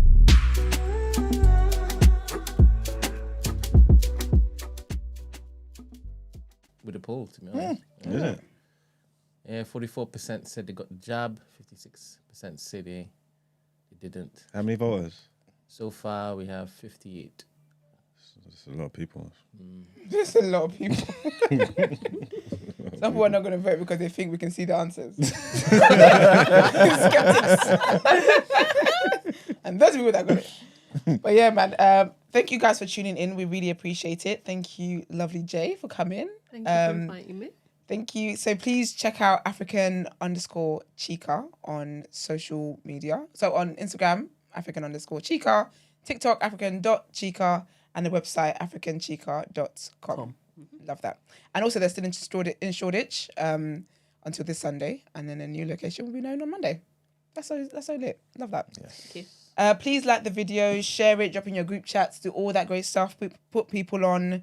You can also follow us on social media platforms, The Day After TNB, on Instagram, Twitter, and on TikTok. And Brent is making a thing this year that he's going to drop a clip a day. Is that what you said? Yes, and I would like everybody in this room to share it each time I put it up. Well, the message was really for the people I didn't ask you to outside put your head this up. room. The The message was people outside this room. Conversations concerning parties in this room can be had afterwards. But yes, please share our clips. If you've been supporting us all this time, I know you want us to do well.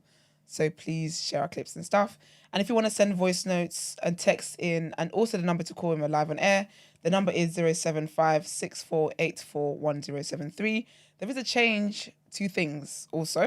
So if you want to inquire about the show, if you want to feature on the show, and also if you want to send your dilemmas in via email, and that is asking for a friend and sis, what would you do? It's the same email address now. Just keep it simple for everybody, right? Mm-hmm. And the email address is thedayafter@thenewblack.com. I thought that's easy to remember. Mm-hmm. Yeah. Definitely is. And Fernand's right. You should be more concerned about the food you eat than a vaccine. That ain't true. Fernand got it, didn't he? Yeah. It sounds like someone got it. Justified. You know, Yeah. They do it. That's the same message you push all the time, man. What are you talking about? Well, no, but remember, like Fernand, I'm plant-based. But unlike Fernand, I didn't take Because I really care what I put in my body. You know what I'm saying? Oh, has Enoch got one as well? Could you talk about exactly Fernand, man, them are smoking weed but want to complain about vaccine? You see, Enoch definitely took the it. vaccinated. There's a certain type. Ed definitely took it. There's a certain narrative that they want to push. This. Yeah, you said no selling business though. Why, like, don't be shamed. Don't let You know what people I'm shame saying? you. Terrible. Don't let people shame you, man. You did what you did, and that's that. Yeah, I did it. For that smokes all the time. Every time he's on Zoom, he's just smoking. So Fernand is smoking hotbox in his house, right? But then he has the audacity to be vegan. Chicken wings is where he draws the line. Okay. That's why he's so chill all the time, innit? It's high. Fair. I hear it. Look, they can't even align. Finna was like, nah, brother, I'll smoke, but I hear where you're coming from. They can't even get on code. That's a damn mess. That's a mess. See, just take the vaccine and shut up about it. just shut up about it. Anyways, everybody, well done. That is the end of the show. We'll see you tomorrow. Have a great day. Peace.